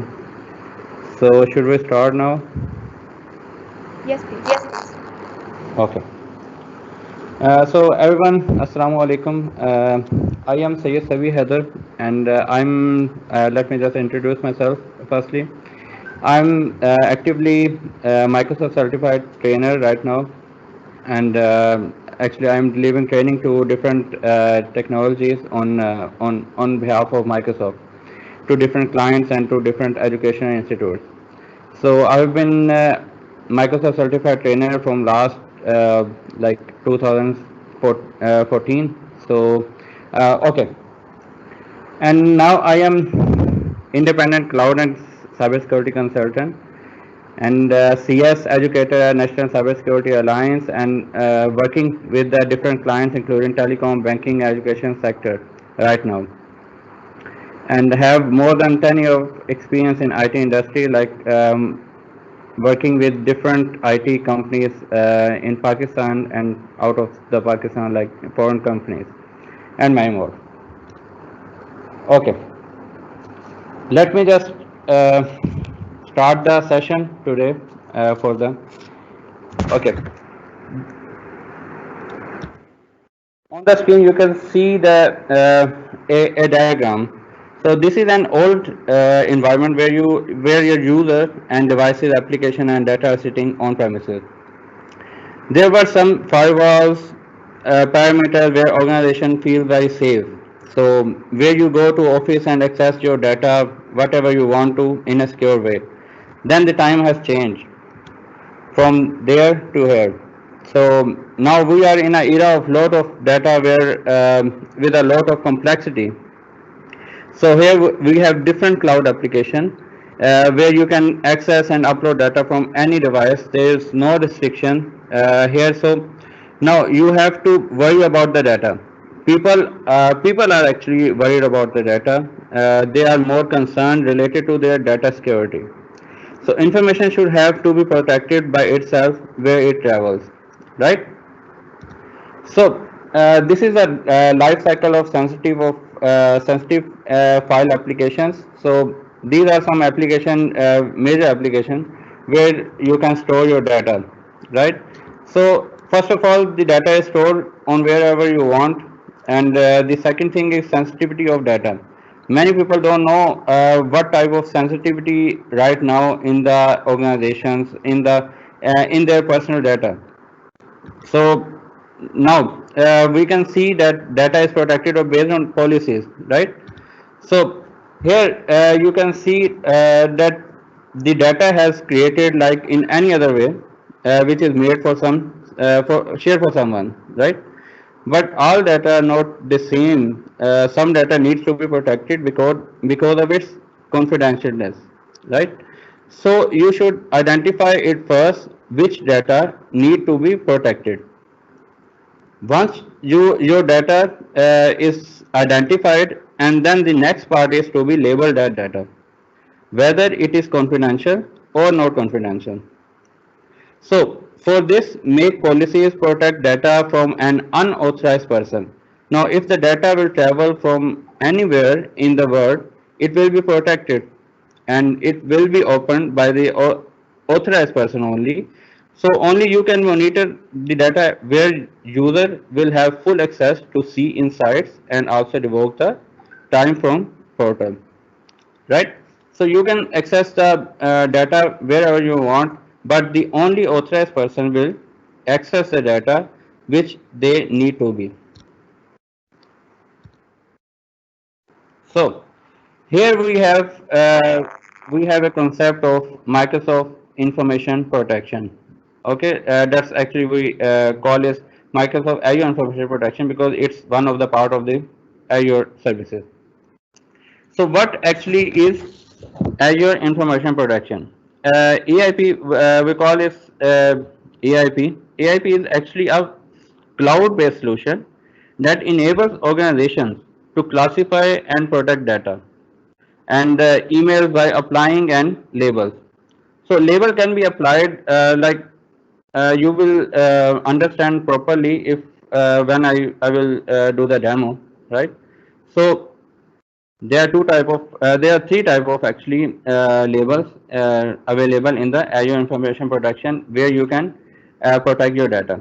First of all, automatically, secondly, manually, and third, by the combination of both automatically and manually. So automatically by the administrator, where your administrator like the main super admin of your Azure portal, and manually they can be implemented by the user by itself, by himself or by herself, and the combination of the both where administrator define the recommendation and which shown to the user. Like if I give you the example for this scenario. So for example, your administrator might configure a label with rules that detect sensitive information, yeah, sensitive data, right? Such as credit card information. In this case, any user who saves credit card information in a Word file or wherever the file, like in PowerPoint or in Excel, wherever the file, that might see a top tip of the document with recommendation to apply the relevant data or relevant label for this scenario. So this is the AIP information protection. So here we have a four pillar of the information protection. First of all, we can see there is detect, secondly classify, protect, and monitor. So these are actually four main pillars of information protection where your all data will rely on. So this is the approach for every data to make it protected, whether the data is on the devices or data is on the cloud or even in the on the premises. Like you have your own data in your computer. It actually are on premises data, right? So first of all, we will discuss the three parameters or three pillars of the Azure Information Protection. Then we will see the last one in the last.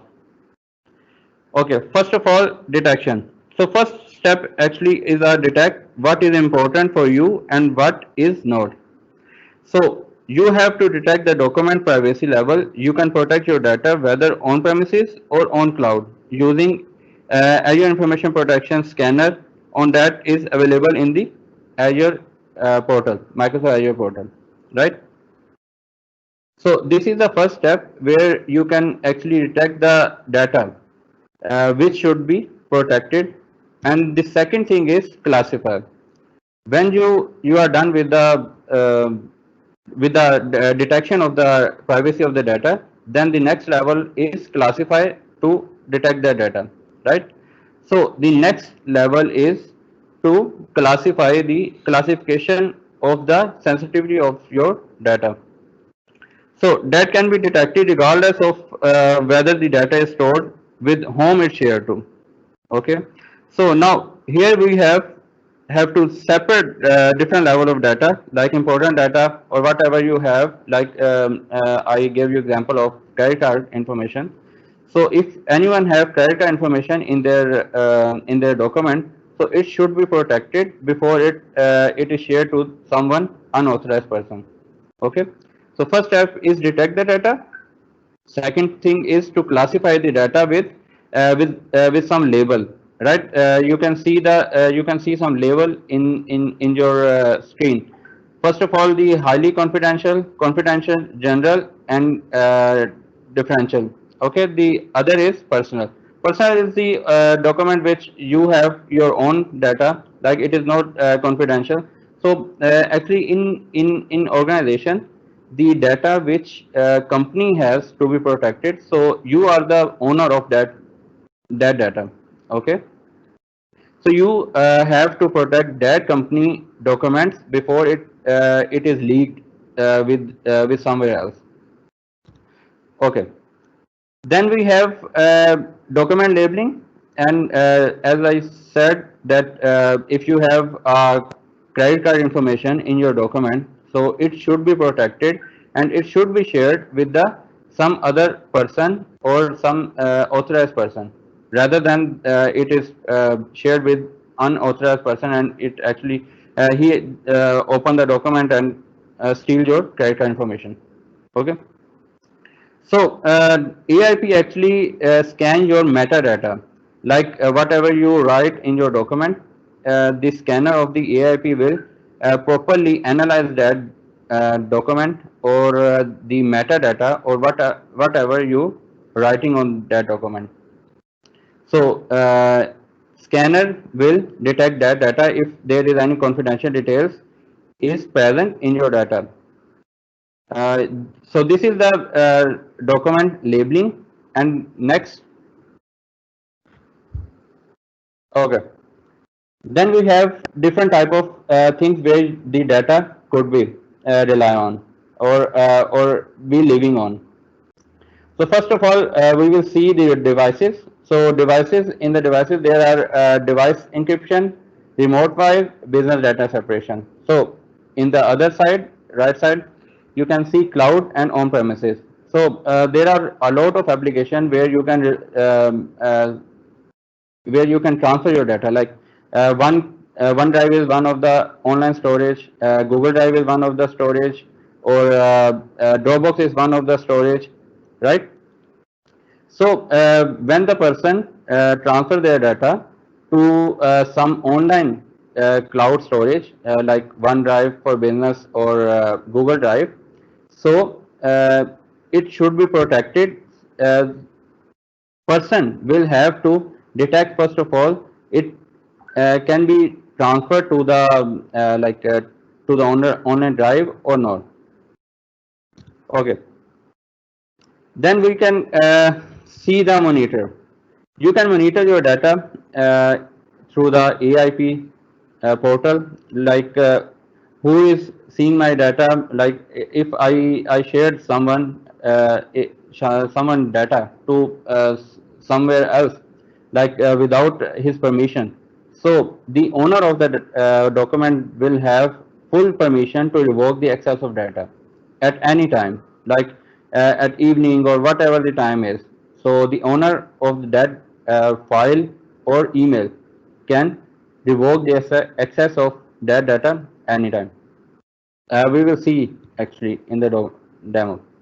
So in this you can see the whole scenario of the data, like where your document has opened, where it is right now, who is eligible to open that document, who is not. And first of all, there is distribution visibility, that where that data actually approaches wherever there is. And second thing is access logging. You can have full access to your portal where you can revoke the access, where you can see the data, where you can see your files, where it is right now in all over the world. So the AIP will give you full insights on your files and data. So we will proceed with the demo. First of all, we will go to the Azure portal. Here we are on the Azure portal. Okay, we will search here Azure Information Protection. This is the service which we were talking about.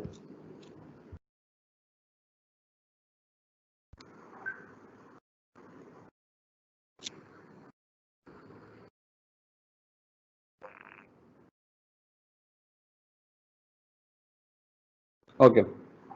So this is actually Azure Information Protection Portal where all the labels and your policies will be transferred to your clients or whatever your employees, right? So if I will give you an example, like you are studying in the universities, so your professors can send you some confidential details, some to some of your guys in class. So the professor will be the author or the owner of the document, but he can have full access of the document, and he can set any type of permission to that document, and he can transfer the files to you or the authorized person. So the only authorized person will access that file or that document, as we will see. Okay, first of all, we'll see there is a policy. We have a policy, and under the policy we have labels, right? So first of all, we should have policy. This is global policy.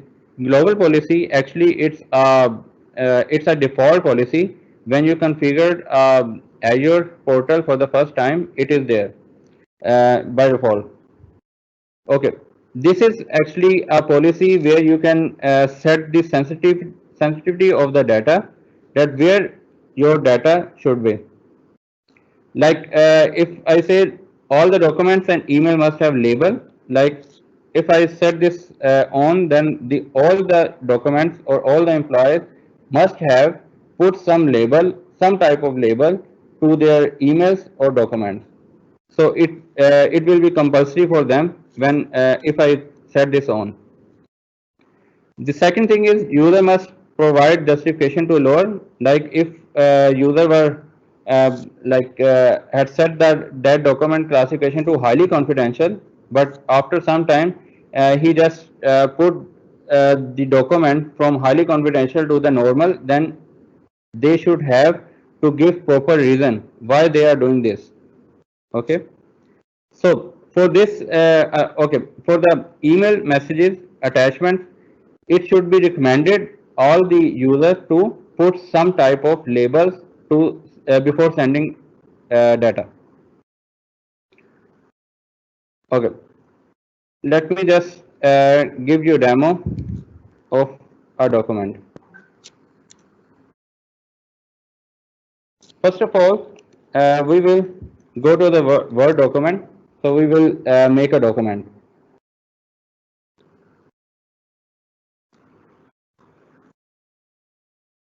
Here we have a document.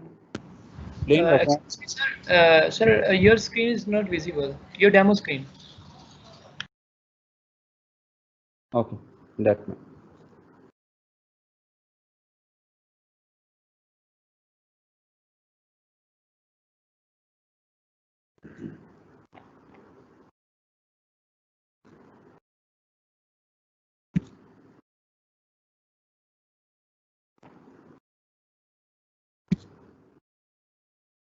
Now is it visible? Yes, Yes, sir. sir. It's visible. It's visible. Okay. So here we have a user one. We will properly start our demo here. We have user one here who is writing some type of document, like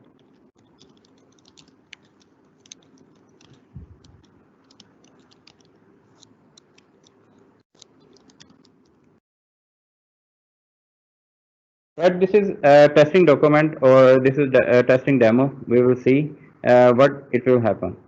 So here is document. So after writing some type of document, you have to put some label on that document.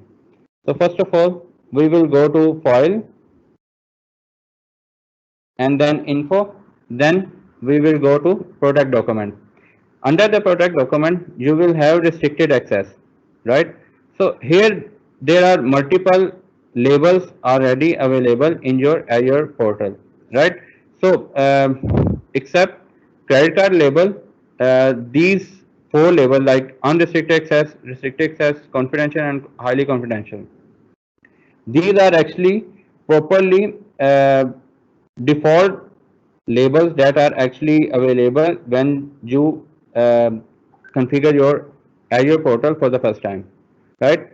So if I put this document as highly confidential, then the only employee can open the document or edit the document. No one other than the employee can um, open that document or even edit that document, right? So like if you have a domain, so if you have a domain, you guys have a domain like University of Lahore, so it would be uol.edu.pk. So the only person which have at the rate of uol.edu.pk person will able to open that document. No other than that domain will able to open that document, right? If I say at the rate of google.com, so no person from google.com will have access to your file or your email. Whatever you have written in that document, no one will access your document or open that document, only except your domain like ul.edu.pk, right? So the only person who have at the rate of ul.edu.pk will have access to that document, and other than that domain, no one will be able to access your document or even edit your document. So we will see. So this is highly confidential, and you can see the remarks here. Highly confidential data that allows all employees view, edit, reply, permission to this content. Data owner can have, track, and revoke content, right? So the data owner or the data file owner will have full access to that document, and the other than the owner will have only uh, some type of permissions. So we will see. So here you can see on the top of the bar, you can see the label we have just put into that document, right? So we will save this document, and right, and here we will save into our desktop, right? So the only person who have same domain name like at the rate of ul.edu.pk will have access my document, right? Like in my case, I have. So we will open Outlook. So most of you know about the Outlook, which is actually a email service provider where you can see your all emails and receive or new emails, right? So here we will create a new email. We will send this document to my other colleague or my one of my employee in my organization.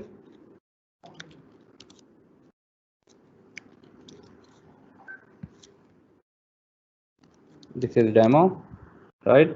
So after that we will attach that document, right? Then after attaching that document, I will send that. Okay, the email has been sent. I will go to the second user 2. This is our user 2, Here you will see that you have received a email from the user one. Here you can see the document which has been attached by the user one. So I will open that document. It will what it will do, it will actually see and analyze everything, like do this user have access or permission to open that document. As we have already seen that all employees under the same domain will have full access to this document, like as user 1 is one of the colleague of user 2, then both persons have full access to their document, right? So I will have full access. As you can see that I can be able to open that document in my user 2 account. Okay. Then in the next phase, what I will do, I will change the permission of this test document, or I can create a new document.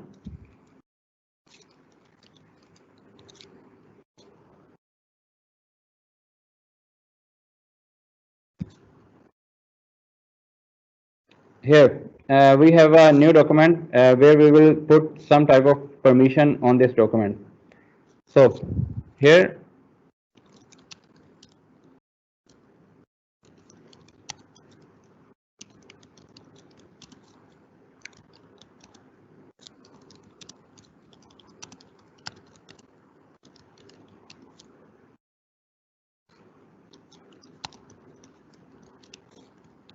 okay. So what I will do, I will actually put this document as a label of uh, custom label, where you can actually put some type of permission as per your need. What I will do, I will go to inform and protect document, and after protect document I will go to restricted access. So here you will have custom permissions, like you can have multiple options. You can give the permission wherever you want, and to whom you want, like what type of permission. To whom you give the read permission, the only person will read this document and not able to do anything else. Like we will see what we will do, I will put the user 2 in this area.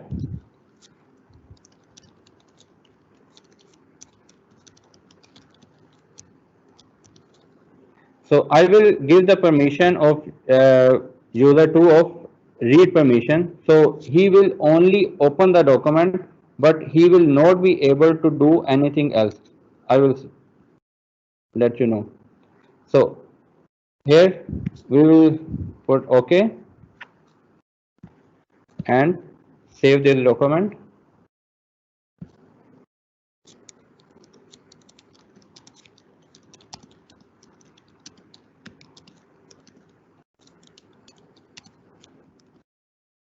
So we will save this document.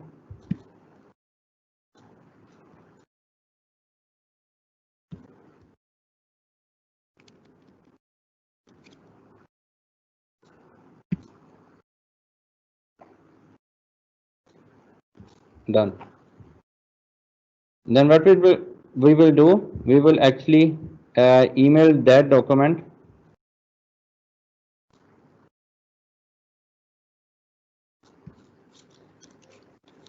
to user 2, and we will see what type of permission they will have.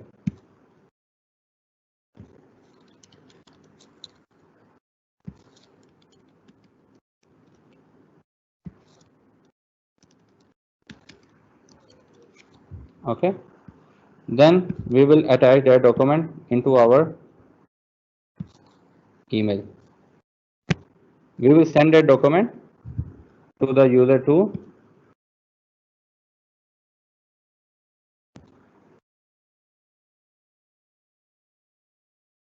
Here you can see we have received the document. from the user 2, right? So what user 2 will do, he will actually open the document.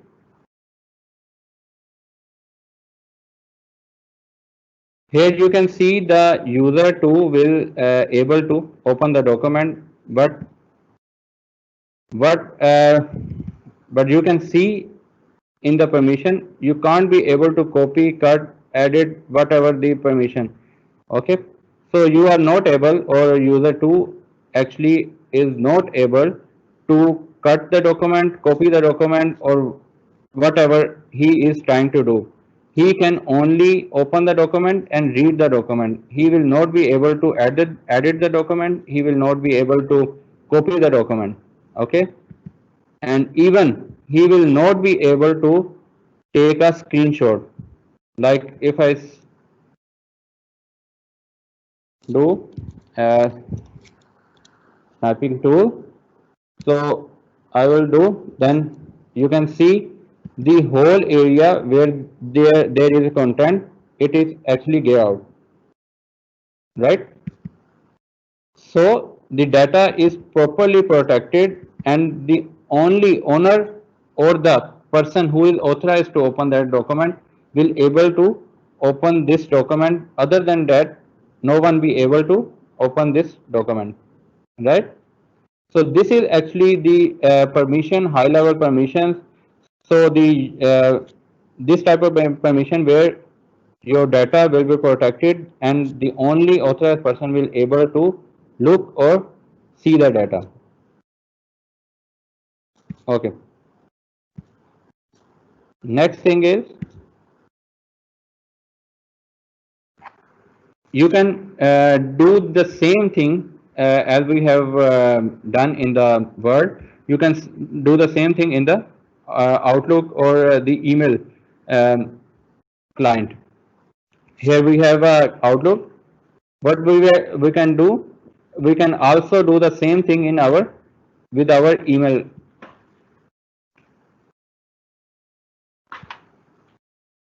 Okay, like we will create a new email address. Here we have user 2. Here we have test for email address, right? So here you can see different type of things. Here, as we have saw in the our Word file, same as it is in our Outlook, we have the same permission level, right? So what you have to do, like if you want that this email should not be forwarded after sending the, like if in our scenario we will what we will do that, like user 1 is sending the email to user 2, and user 1 is bounding the user 2 that this email should not be forwarded to anyone else, right? So we will restrict them, or restrict the user to that he will not be able to forward that email to anyone else, right? So we will see.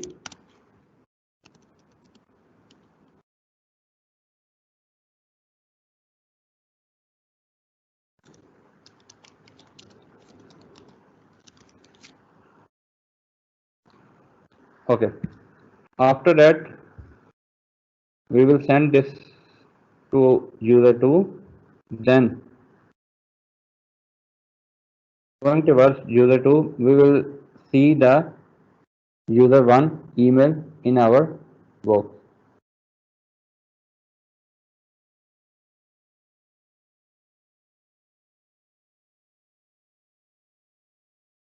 right? So here you can see a break in the email which actually defining you that this email is restricted, or have some level of permission on this email. Okay, so what it is, it actually defines that do not forward this email in the remarks box, and here you can see the email and no one else actually forward. Okay, then what we will do, user 2 will open the email and forward, if we will forward this email, like I will forward this email to my personal email address.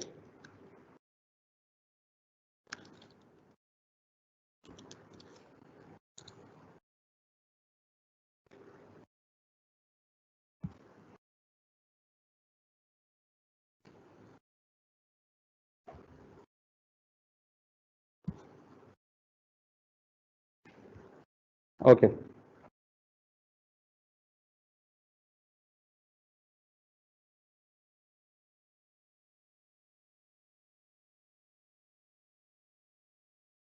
The next thing is actually we will create a document and send it to our personal email address.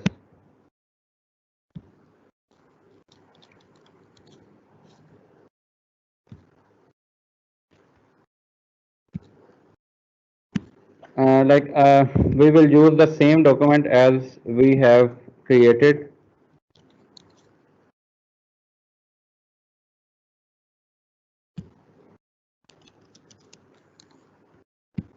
I will send this document to my personal email address.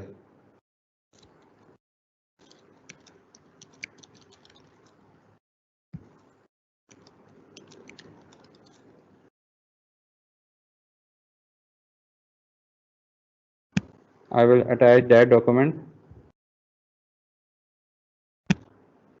In the test document, we have put the permission of highly confidential, where the only employee can access or read this document. No one else in around the world will able to open that document. So we will actually, like some of your employee are some type of judge. So they actually what they will do, they will actually forward that document to somewhere else in the world, like some colleague or some friend. So this actually happens in the organization. So I will send this to my personal email address. So what I will do, I will see here, you can see the confidential document, right? So what I will do, I will actually open this document.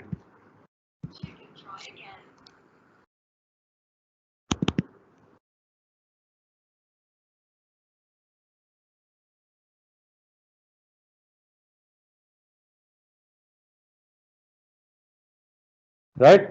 So you can see that here I will have to log in from the account of that domain, which actually where the document has been shared. Like in our case or in your case, you can see at the rate of uol.edu.pk.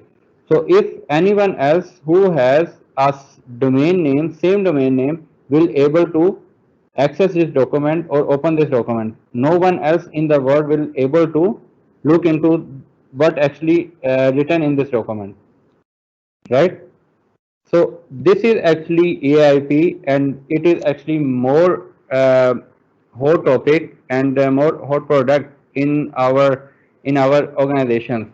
So it is actually very compulsory for the for companies to like deploy this type of product in their organization to protect their data.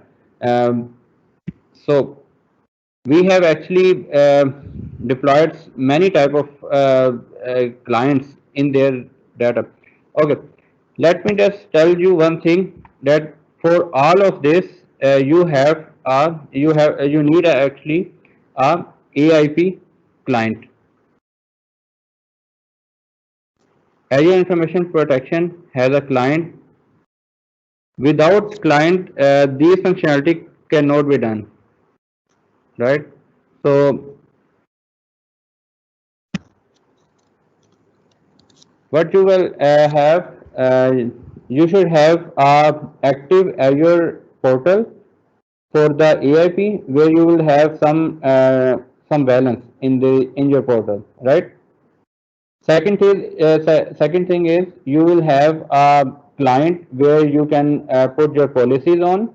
Like I have two clients, user 1 and user 2, two machines. You should have some machines where you can put your policies on, right? So like I have two machines. It's actually built on Microsoft Azure, right? So these are Azure machines. So I have take this as an example for this session, right? So you can also do the same. You can create two virtual machines where you can test your AIP functionalities. So okay, so first of all, you will have active Azure account, and you should have balance in your account. Second thing is you should have machines, physical machines or virtual machine, whatever you like. You should have virtual machines or like physical machine where there should be at least Windows 7 is installed on that machine, right? So earlier than Windows 10, this is actually not compatible for the Windows XP or Windows Vista, right? So you should have Windows 7 minimum on your machines. Then you can test this. The third thing is you should have Word, Excel, or Microsoft Office installed in your machines. And fourth and main thing is you should install Azure Information Protection Client, right? So you should have to download and install this client before doing all this, right? So this actually the client will actually acknowledge your machine that you should have some type of policies, or your administrator actually send you a policy or restrictions, right? So you should have this type of this client before doing all this. Like if I say this is the software where you should have installed in your machine before restricting some policies. Okay.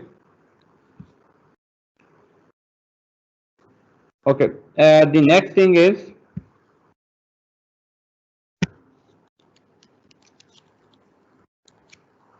track. You can also monitor the document wherever your document goes, like around the world, wherever your document actually is right now, or the persons who are actually doing or who are actually able to open that document.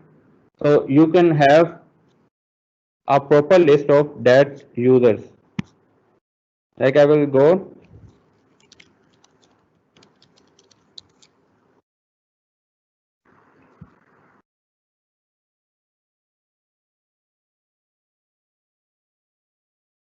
Okay, right. You should have a premier license. This is actually a paid license.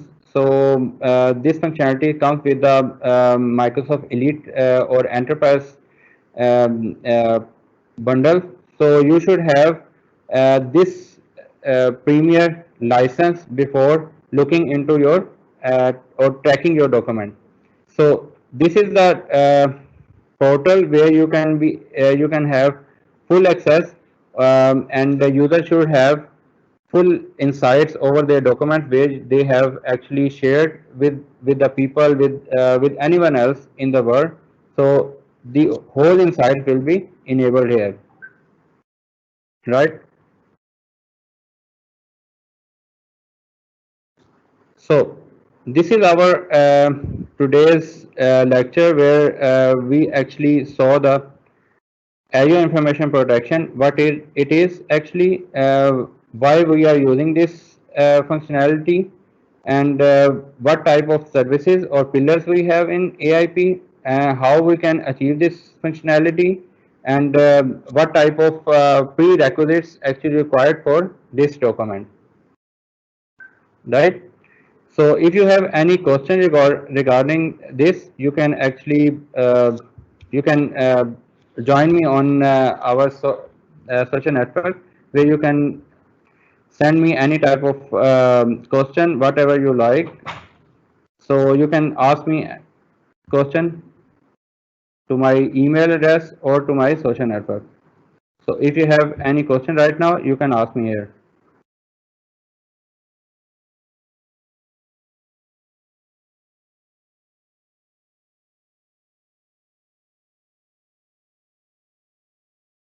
Anyone have questions right now?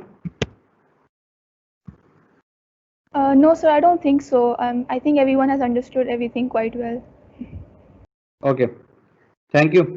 Thank you very much for this session. And let me know if you need any type of help regarding the AIPN. Right? Okay. Yes, definitely, sir. Thank you so much for joining us and taking out your precious time and answering so many queries that everyone must have had in their minds and just being there for everyone. I'm sure everyone had a great experience. Okay. And Yes. Thank you very much. Thank you, sir. Dr. And last but definitely not the least, our fourth guest speaker for today's edition of the bootcamp. He is the Cloud Solution and Service Manager at Neurosoft. He is Microsoft Cloud and Data Center Management, Microsoft Most Valuable Person and MCT. He is specialized in Hyper-V Azure Stack HCI, S2D, Windows Server, System Center, Microsoft Azure, Microsoft 365, Intune, VMware ESXi, Microsoft Exchange, SQL Server, VM Availability Suite, and former technical lead cloud and infrastructure at BWise Greece. It gives me much pleasure to welcome all the way from Greece, Mr. George Markou.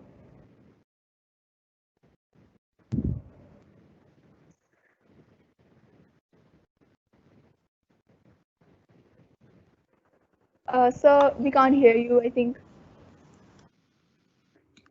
Yes. Hi, everyone.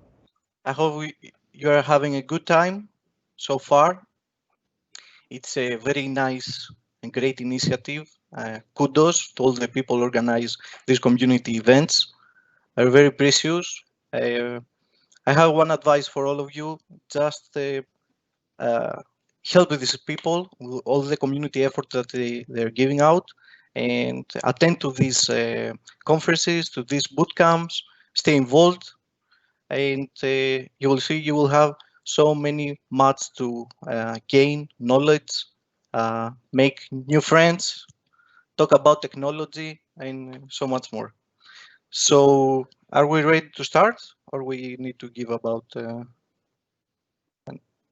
Nabil? Yes, sir, you may continue. Okay, so let's start with our presentation.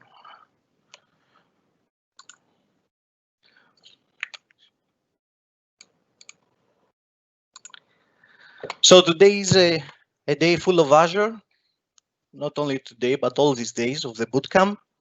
So Azure it is, and we're going to discuss about a topic that is very interesting, and it's kind of different than the other ones that you have attended so far up to now in this amazing conference, and it has to do with a bit of legacy technology and the awesomeness of Azure and how we can combine these two worlds to gain better benefits for our infrastructure.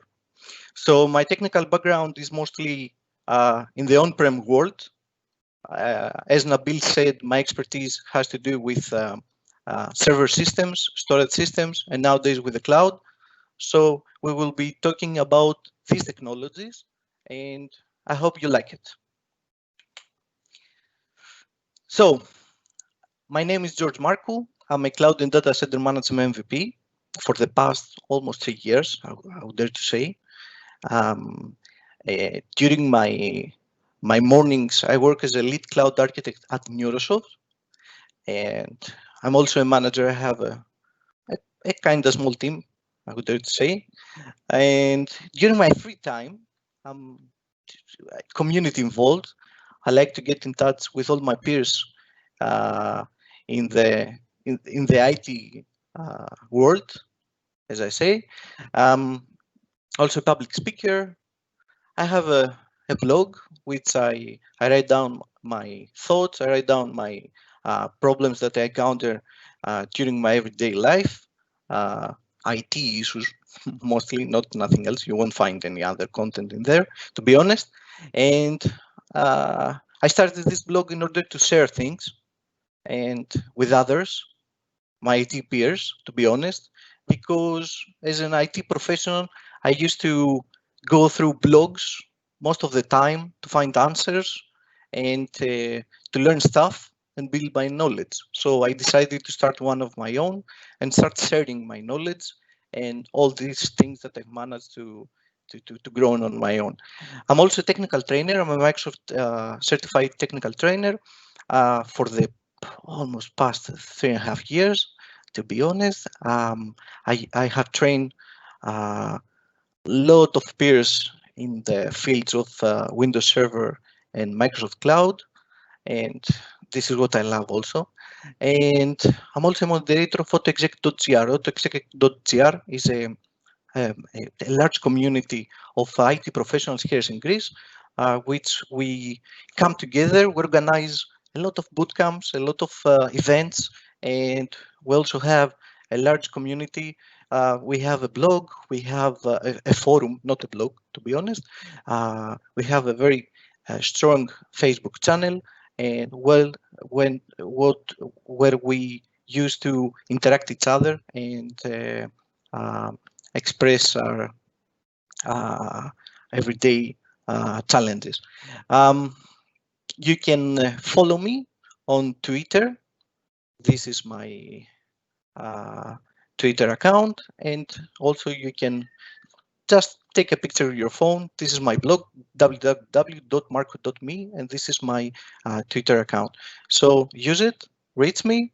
You will find plenty of content, mostly regarding on-prem infrastructure, hyper-converged infrastructure, and nowadays lots of content with Azure, and mostly with hybrid technologies, the topic that we're going to discuss today. So when I start a presentation, I like to take a step back and remind a few things again before we go deeper to our presentation. And because this bootcamp is all about cloud, and for those who joined right before my presentation or just about now, I would like to take a step back and remind a few fundamentals of the cloud. Cloud computing. What is cloud computing? Cloud computing, think about it as a huge aggregate of resources. More precisely, I would say it's a delivery method, a service delivery method of delivering resources such as storage, compute, and networking. These are all the ingredients that needs a cloud provider in order to operate and offer services to the end customers. And also it's an operating model. It's an operating model. Why we say that it's an operating model? Because we need to transform the way we operate when we transition to the cloud, meaning that all the life that we're used to using on-premises infrastructure, it has nothing to do when we are operating in the cloud and when we are transitioning to the cloud. So we need to transform the way we operate. We need to transform the way we are thinking, and all of this, it will get us more efficient, and we will get so much more benefits of using the proper way all the nice services that cloud computing has to offer to us. So keep these two, a huge aggregate of resources, a huge bucket of resources, think about that has services like storage, compute, networking, and all other services that are built for the cloud, but all of these services are running using these three key services that I mentioned: storage, compute, and networking. Again, we have three types of cloud computing. We have the public cloud. The public cloud is what we are used to it right now. It's think about it, it's a service provider that has all these resources bought for itself, and the clients has tremendous benefits of consuming these resources in order to operate their workloads in this service provider. Our favorite service provider, of course, is Microsoft Azure. So as Microsoft Azure has done this for us, let me refer to a term that you may have heard during this bootcamp. It's called Economies of Scale. It's a macroeconomic term which states that someone else has made the investment for us in order to get better prices and better services in much better price than if we have purchased all these services like storage, compute, and network, and in order to operate more efficiently in large-scale environments. So a public cloud provider like Azure, it's a public provider that has to offer all these services as we described earlier. And of course, we need an internet circuit to access all these resources. This is mandatory because all of these resources that we're going to build all our services are operating within the provider's data center. So in order to reach this and access these resources and services, we need to access it through the public internet. So another way also is to relocate to the area that the data center resides, but it's not a good idea, to be honest. Also, it's not efficient. So we need an internet line to access and make benefit of all of these nice services. Also, it uses a different pricing model than the traditional ones. In the majority of the services provided by public cloud provider, we have the consumption-based model. The consumption-based model states that as much as we use a specific service or a set of services, this is what we are going to pay, the amount of usage that we're using these services. For instance, if we have a virtual machine running on Microsoft Azure and we're using it, we're going to using it only for one day, and then we delete it or we stop it and deallocate it. This is something else. We are going to pay only the amount of money for the period of time that we use this virtual machine. This has to do with the consumption-based model. It's I would say this is one of the benefits of using the cloud services. Another one very popular cloud computing type is the private cloud. The private cloud is what we are used to it till today, and what the majority of the organizations are using at the moment. It's the investment that they have made to purchase on-premises infrastructure, servers, storage devices, network devices, and so on, and to build an infrastructure that will be hosted within their premises.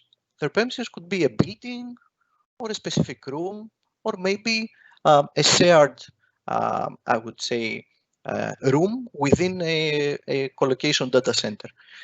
So this was the way for many years. The majority of the companies at the moment are using this type of cloud computing model, to be honest, along with the public cloud model. And the reason that drive the organizations to adopt this kind of model, it's because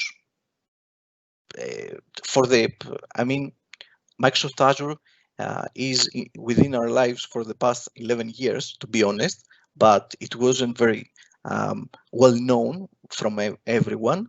And before the time of cloud, all the organizations used to invest on premises because they didn't have any other choice. So the majority of the companies have done these investments during the years. When a hardware life cycle ends, then they used to upgrade the infrastructure. So this situation keeps going on and on and on. But seems that this is subject to change with the cloud in our lives. And the third and most popular, and my favorite also, type of cloud computing is what we call hybrid cloud. Hybrid cloud, it's some kind of mashup, I would say. It's a combination of public cloud and private cloud, and it's somewhere in the middle, to be honest. It combines the best worlds in order the applications of the organizations to run in the most appropriate location in a convenient manner. What do I mean by this? I mean that we have organizations that have invested so much money and effort to build private cloud infrastructures. So one day, cloud technology came to our lives. But these organizations weren't very keen to change the way they operate because they have invested so much money and they didn't want to throw all this effort and money away. So hybrid cloud is the answer to these problems, meaning that with the use of hybrid cloud solutions and technologies, we can make our investment in private cloud even much better and illuminate it by adopting new cloud services without having to throw away my investment, without having to move away my data center and relocate it to the cloud, and without spending so much money. So this is the way, hybrid is the way. Some challenges that leads to the adoption of hybrid services. One example, for instance, is that organizations are lacking resources for transforming their businesses. They have so many needs. They want to roll out so many new services to the organization. They want to upgrade. They want so many stuff. You know how business are. They're moving like a bullet, and changes are changing constantly and fast all the time within an organization. So what I mean by saying lacking of resources, they don't have the workforce, they don't have people to do all these changes and transformation and fulfill all their needs. And sometimes, but this is another example, is also the cost factor. So for this organization that need and that seek fast go-to-market solution, that need a solution to transform their business by adopting new technologies, hybrid is the way. Hybrid will provide all the tools, all the solution in order this organization with minimal effort and without changing anything from their landscape to go forward and adopt new services, cloud-like services. Another example is that organizations have invested on-prem. They have invested, as we talked earlier, in building private cloud infrastructure. So for these organizations, they are not keen of leaving it all behind and transition everything to the cloud. So these organizations, they just want to make their investment better. For those organizations, again, hybrid is the way. Hybrid is the solution enabler for all these modern services, cloud like services to make their investment better and to gain more benefits. The other example, as I said, and this is the last one, is that organizations have stopped investing on premises nowadays because they don't find the value. Also, one example is that all around the globe, it's a global phenomenon, to be honest. It's that when an organization that doesn't offer professional service, IT services to end customers, have built an IT department, an IT organization, usually these people are very anxious and they have the tendency to changing jobs with a a very small frequency, I would dare to say, moving around in the market, because IT is very hot, and it's occupation. It's I mean, it's everything IT nowadays. So these people, especially if they're proficient enough, are tending to change jobs every 1 year, 2 years, 3 years, 4 years, and so on.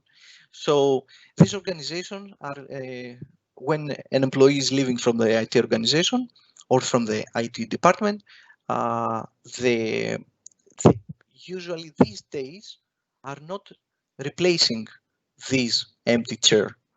So what is the trend right now is to request for outsourcing services.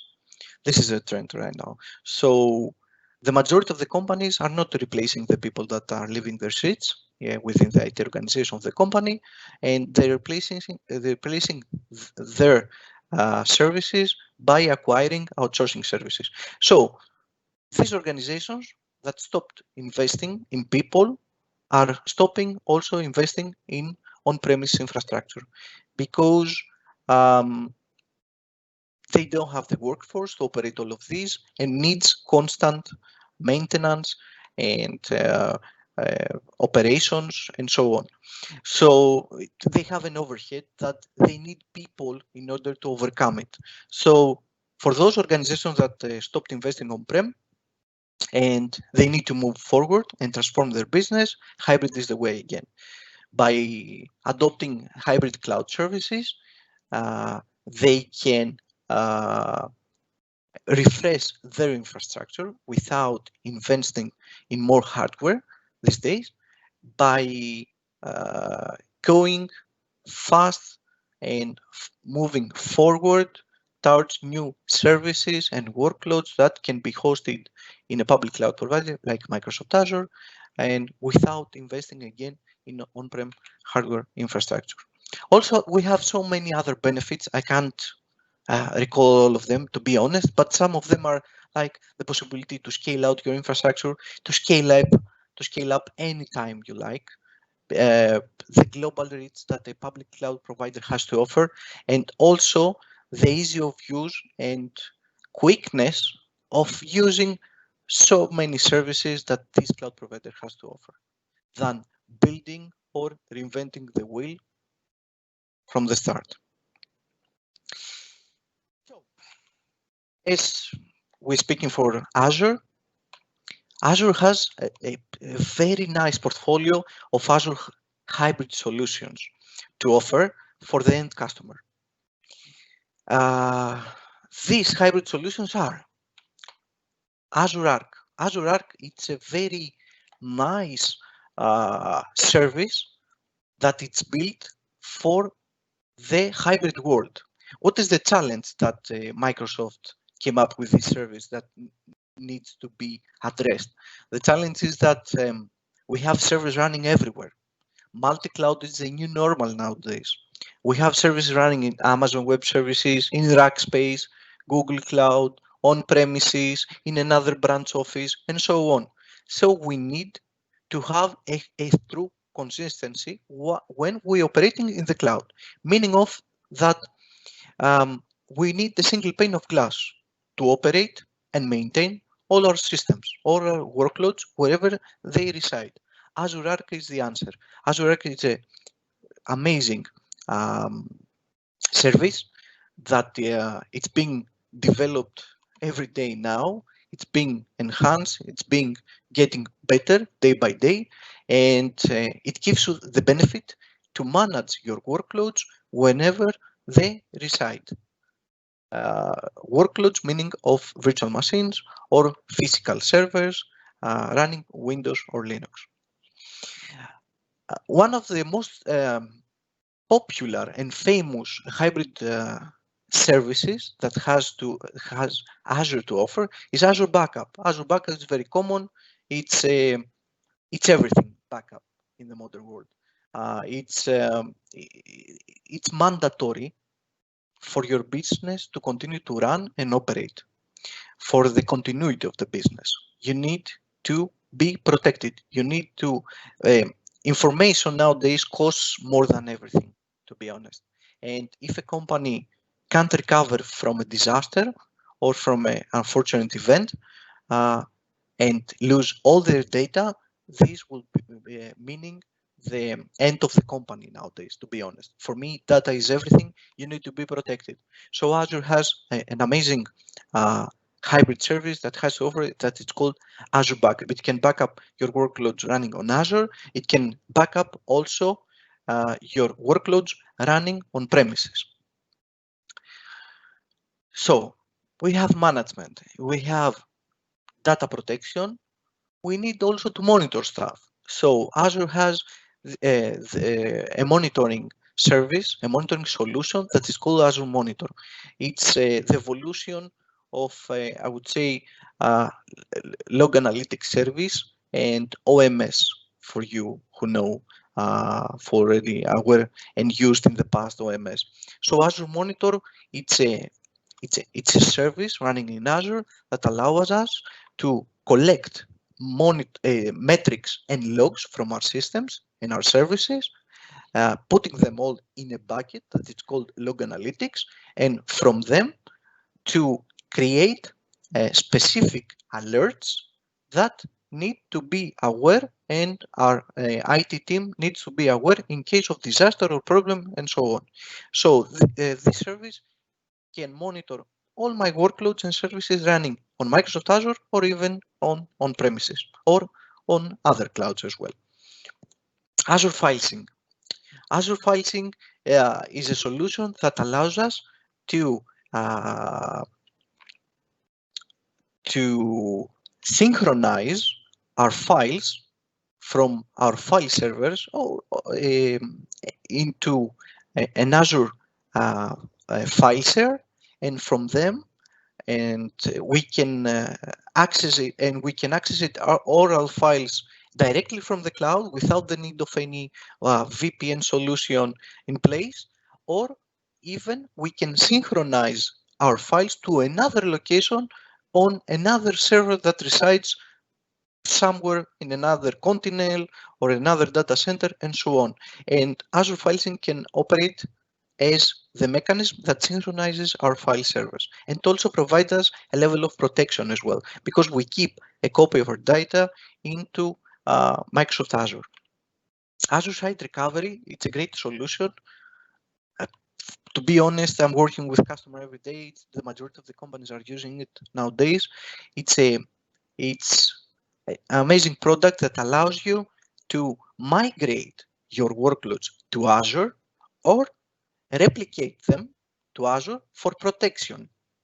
This allows you, in case of disaster or unavailability, to fail over your workloads, meaning of workloads, virtual machines running on Hyper-V infrastructure or VMware, or even physical servers.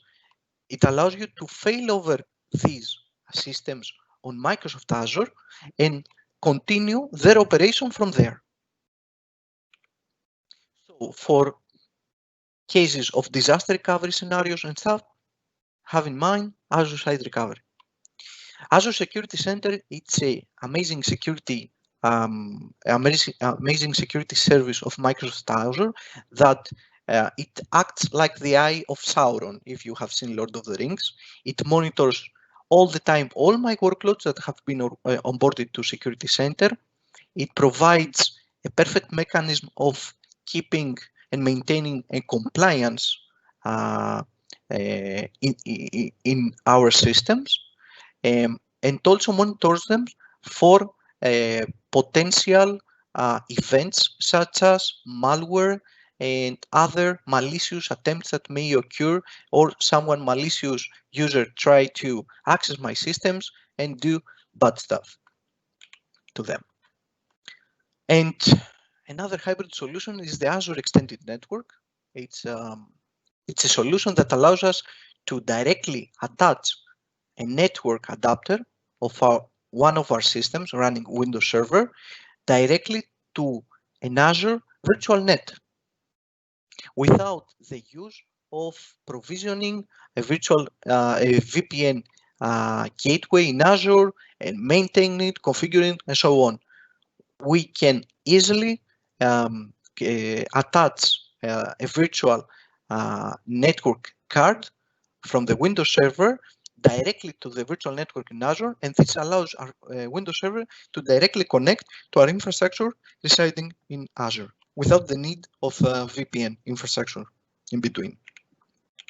So for all of this, we need the tool, and this tool is called Windows Admin Center. Is the tool that will rule them all, as I say. Is the tool that will get us up to speed. It's the tool that will allow us to make use of all these beautiful hybrid services resides in Azure, and easily enable them on our systems. And actually is a lightweight based server management tool. It runs on your browser. It doesn't need complex deployment methods or setup and so on.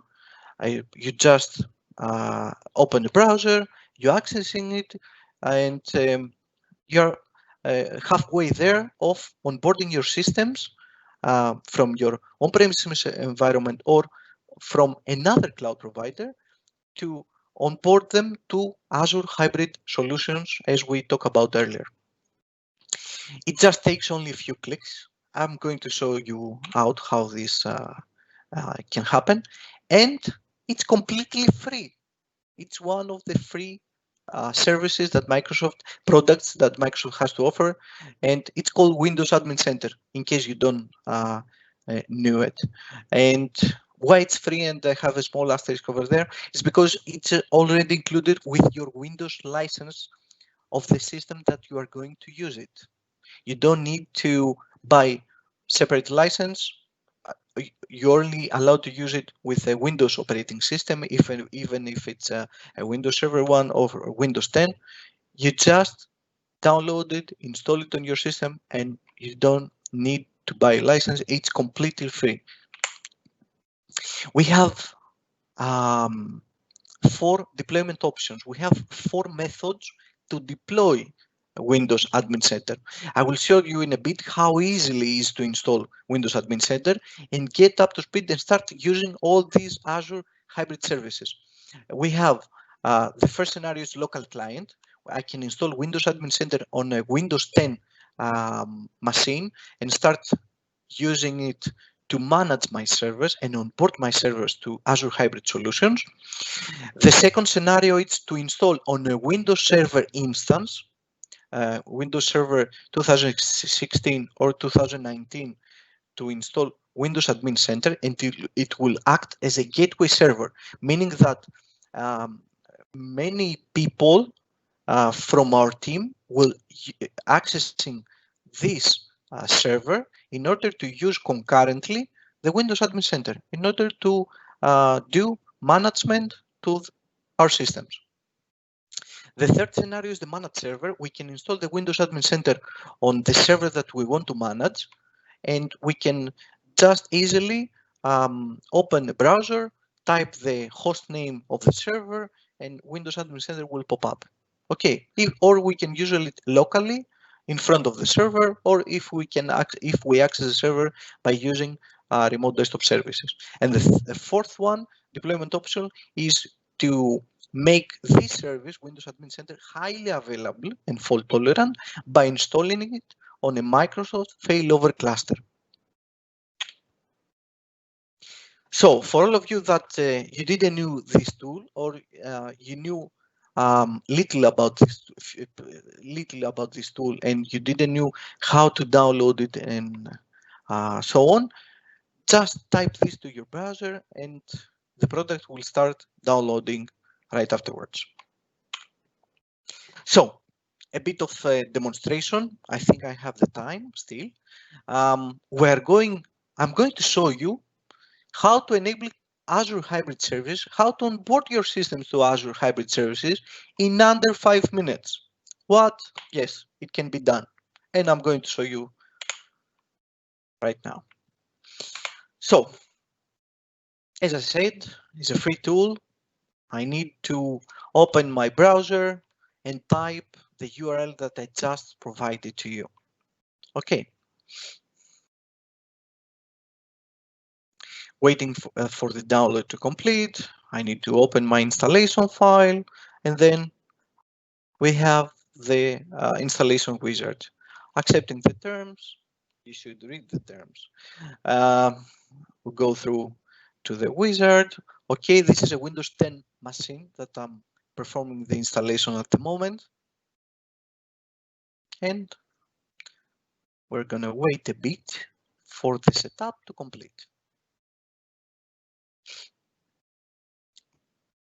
So up to now, as you have seen, it's a very streamlined process of installing the product. So just after the setup, we clicked on Open Windows Admin Center, and this is it. This is it, Windows Admin Center, a light web-based server management tool. So now I'm gonna start adding my servers that I need to manage in order to onboard them and use and make benefit of the Azure hybrid services. As you can see, it can interact perfectly when this server and my systems are domain joined. So we can just query the Active Directory environment and search for the servers by typing their name, adding a wildcard if we can remember it, and so on.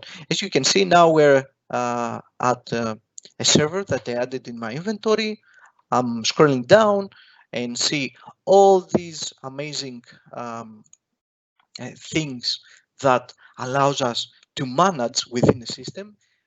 This specific system that I have on my screen is a Windows Server operating system, and as you can see, I can manage the certificates on the server. I can manage the devices, the drivers, to mess around with firewall rules, of course, to administer the local users and groups, to configure my networks, to make use of the new performance monitor for Windows Admin Center. You should try this out. To get a PowerShell prompt and start configuring my server through a web-based tool, see the processes, go through the registry, update my server, and so on. And of course, to onboard my server to Azure Hybrid Solutions and make the most out of it. So this is it. The installation under 2 minutes, as you've seen. Just open a browser, type the URL, start downloading the tool, and follow the on-screen instructions to install it, or on your Windows 10 machine or your Windows Server operating system. And now I'm going to show you how to easily, after you installed Windows Admin Center and add it on your inventory, the service that you want to manage and onboard them to Azure Hybrid Services, how to enable all these goodies and nice Azure Hybrid Solutions. So let's go. We have to go again through one of our managed servers. Click on it, and you will see a button that states Azure Hybrid Services. This is where we are going to start with our Azure journey. One thing to mention is that we need a valid Azure subscription. We cannot enable any of these Azure hybrid services without having an Azure subscription. And in order to have an Azure subscription, we need to be able to pay for the services that we're going to consume. So, moving forward, as you will see, the wizard, it's very straightforward. You have to follow the on-screen instructions. You have to log into your Azure subscription. In order to connect your Windows Admin Center instance with your Azure subscription, in order to make easier the transition to the Azure hybrid service and to the onboarding service. So just follow the on-screen instructions, are very straightforward these days because during the first days of the product, we had to do a bit more steps in order to get there, to be honest. Now it's very easy, it's very straightforward. So once we finish with the connection of Windows Admin Center to our Azure subscription, we just go again to back to Discover, and this is where we see the whole catalog of all the Azure hybrid solutions that we are allowed to use and enable for our servers. As you can see, all the Azure services are here. So let me take a step back and open another window.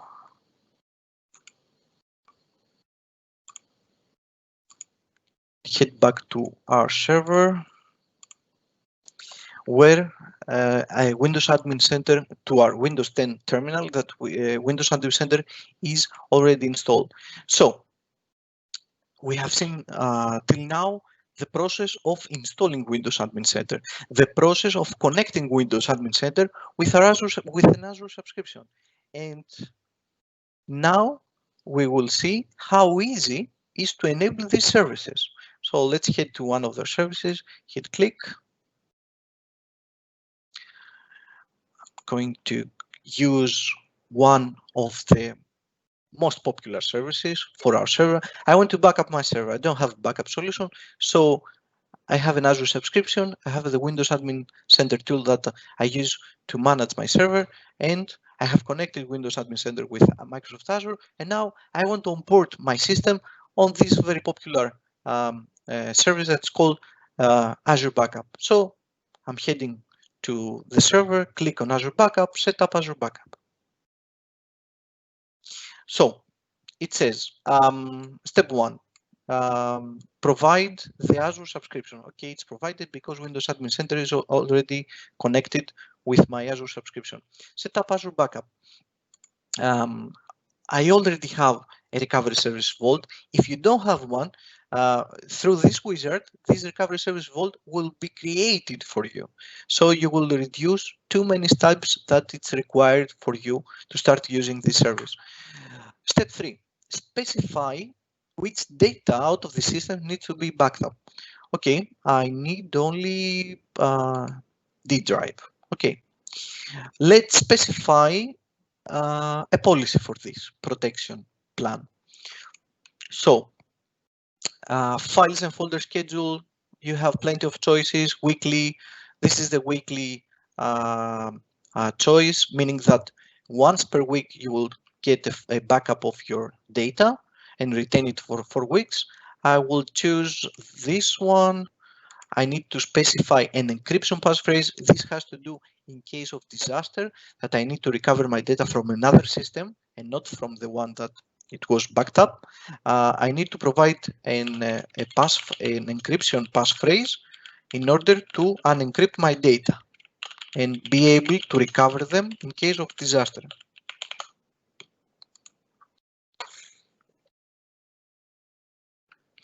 So sit back and enjoy the ride. This is it. This is amazingly easy to start consuming all these amazing services that Azure has to provide. So if we would take a step back and go to another service that this service is already configured, we will see this screen.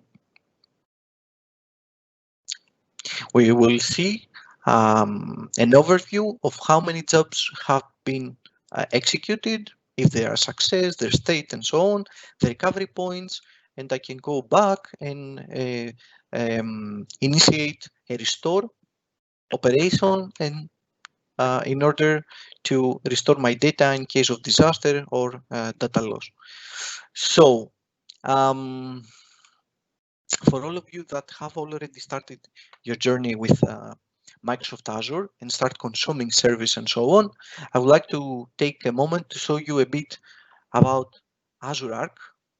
the true hybrid offering of Microsoft Azure that allows us, as we talked about earlier, to manage our workloads, even if they are physical or virtual machines, wherever they reside in. It allows us to add them to our Azure Resource Manager and manage them. And this server that I used to go through earlier through Windows Admin Center, I have already onboarded using Azure Arc into Microsoft Azure, my Azure subscription. So in case that a server is not already onboarded, we can go to the server, we can head to the server that we want to onboard it to Azure Arc service. Unfortunately, yet there isn't a button here, as you can see, as the other services. You have to go down to settings button and go through general, and you will find Azure Arc for servers. Just click get started, specify the subscription, specify the resource group, specify the Azure region where this resource will reside to, and just hit setup, and that's it. After a while, you will find it within your resources in Azure. You will find it as a resource residing in there. And with Azure Arc, what can I do? I said you can do management. There is limited management that we can do at the moment compared with the other workloads that reside to Azure. But this is subject to change. But for the time now, we can do other stuff that were missing from on-premise infrastructures and other infrastructures that reside in other cloud providers, such as we can install extensions. This list that the extension list that you are going to see right now, if it loads, yes. If I press also add, I can install Log Analytics Agent on my onboarded systems. I can do desired state configuration by running PowerShell, and also I can install the custom script extension that allows us to run custom scripts straight out from the Azure portal to our systems managed using Azure Arc. This is very helpful, to be honest, and very handy, because this is something that is missing from the on-premise infrastructure. So, and think about that you have already transitioned to Azure, and you need to have a single pane of glass, a true consistency in how you operate and manage your systems, and the same happens with your own premises systems. That is something very awesome. And as months and year progress, Azure Arc will only getting better and better. We can install extensions, as I said. We can also apply policies. Same applies with all my workloads within an Azure subscription.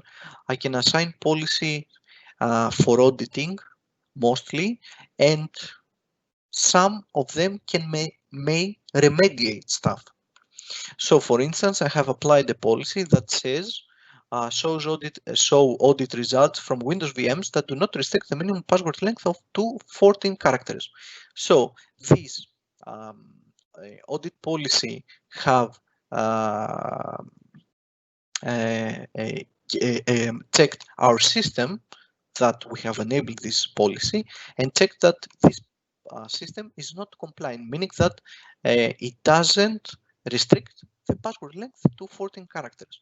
There are so many policies within Azure that you can apply with your systems onboarded using Azure Arc that, I mean, you need only 2 days scrolling down the list, to be honest. Other very handful and useful services such as Azure Update Management and also change tracking. This is something that is coming. Update management is a very useful solution of performing update management to systems that resides within Azure or outside Azure, on premises or to other cloud environments. And by using this service, we can control the way our systems are patched and also audited for missing patches. For instance, if I head back to my automation account, to the update management solution, you can see that my systems that I demonstrated earlier, MSL DC1 and MSL SRV01, are being monitored by this solution. And also I can see which are the missing patches for these systems. And with a few clicks away, I can initiate a patch operation and patch my systems.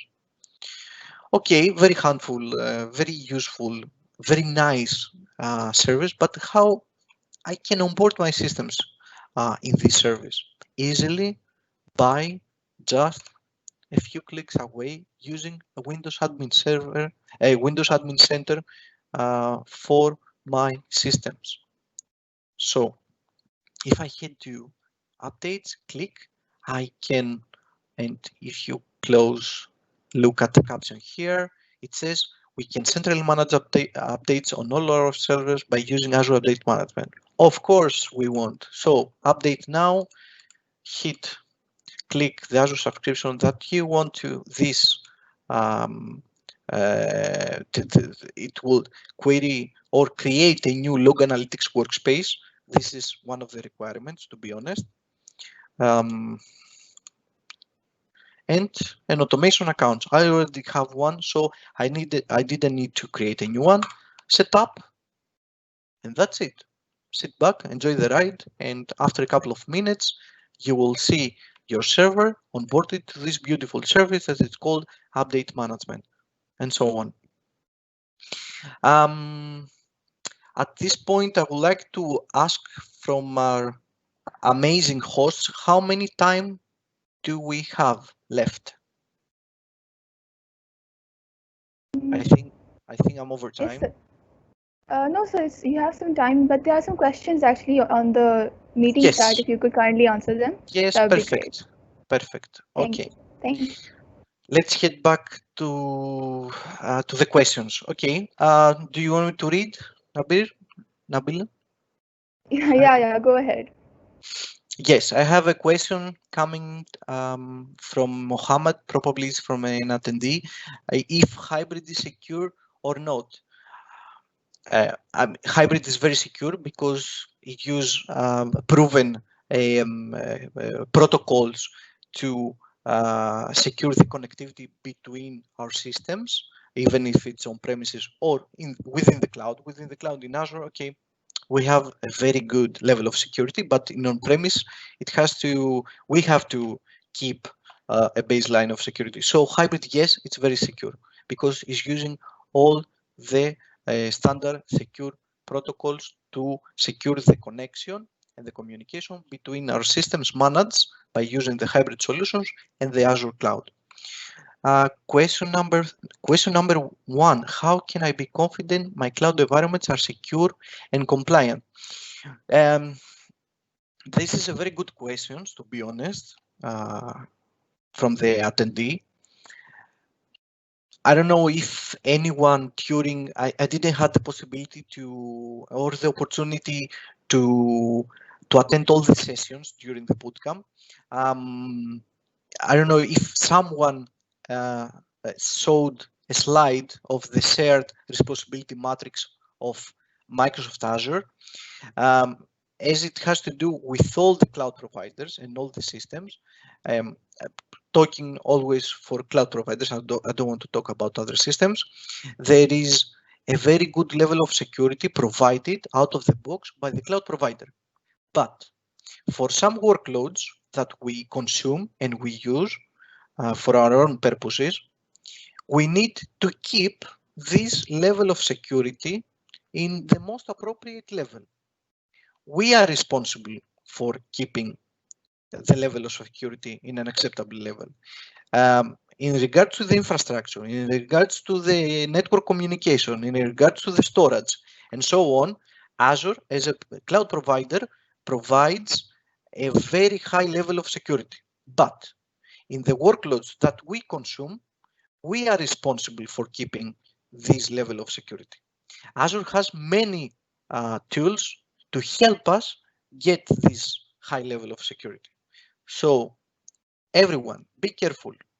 When you're running workloads in a cloud provider, doesn't mean that everything has to go through the cloud provider.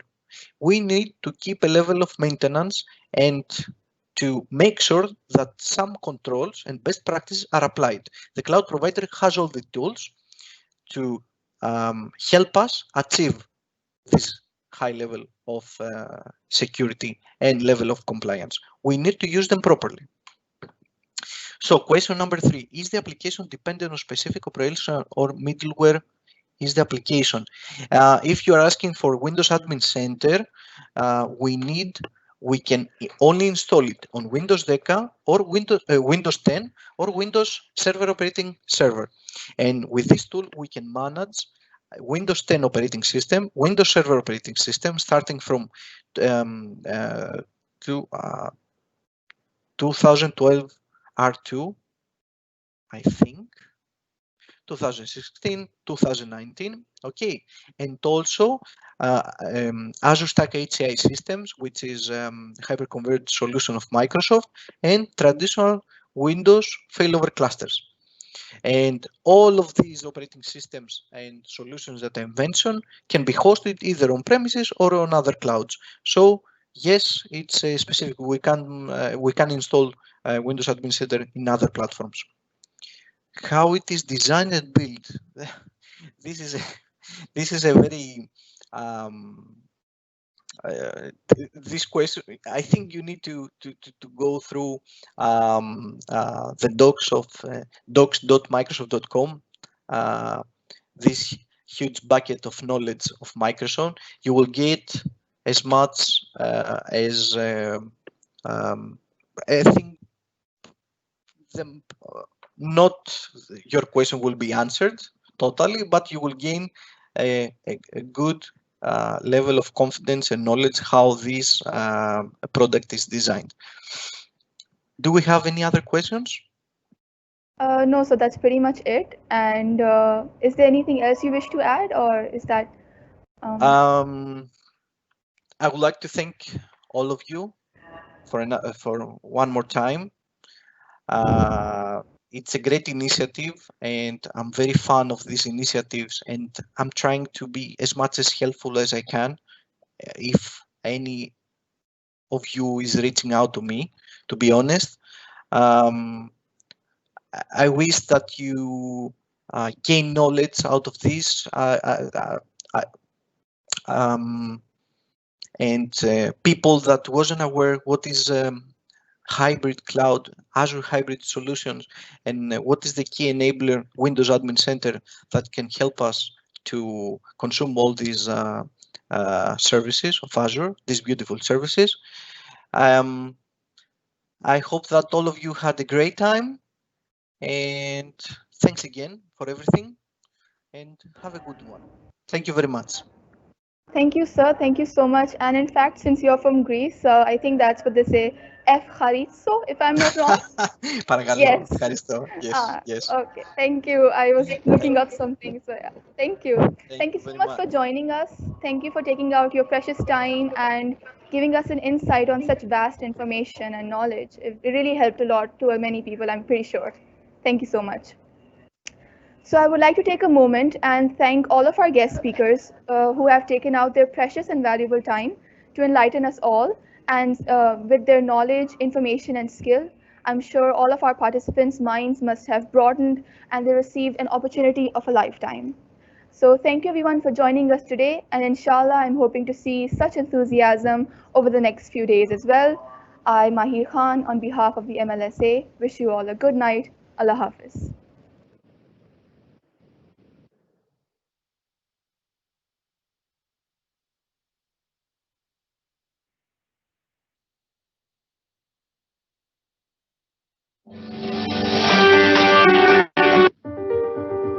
The opportunity for us as developers to have broad, deep impact on all parts of society and all parts of economy has never been greater. AI is everywhere.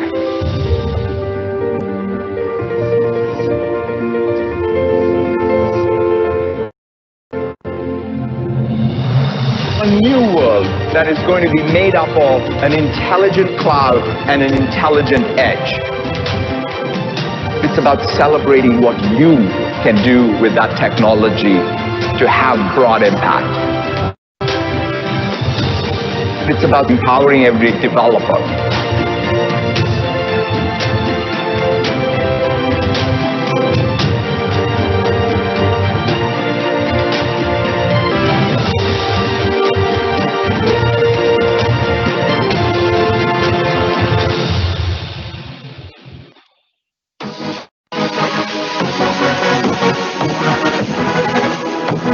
Previous.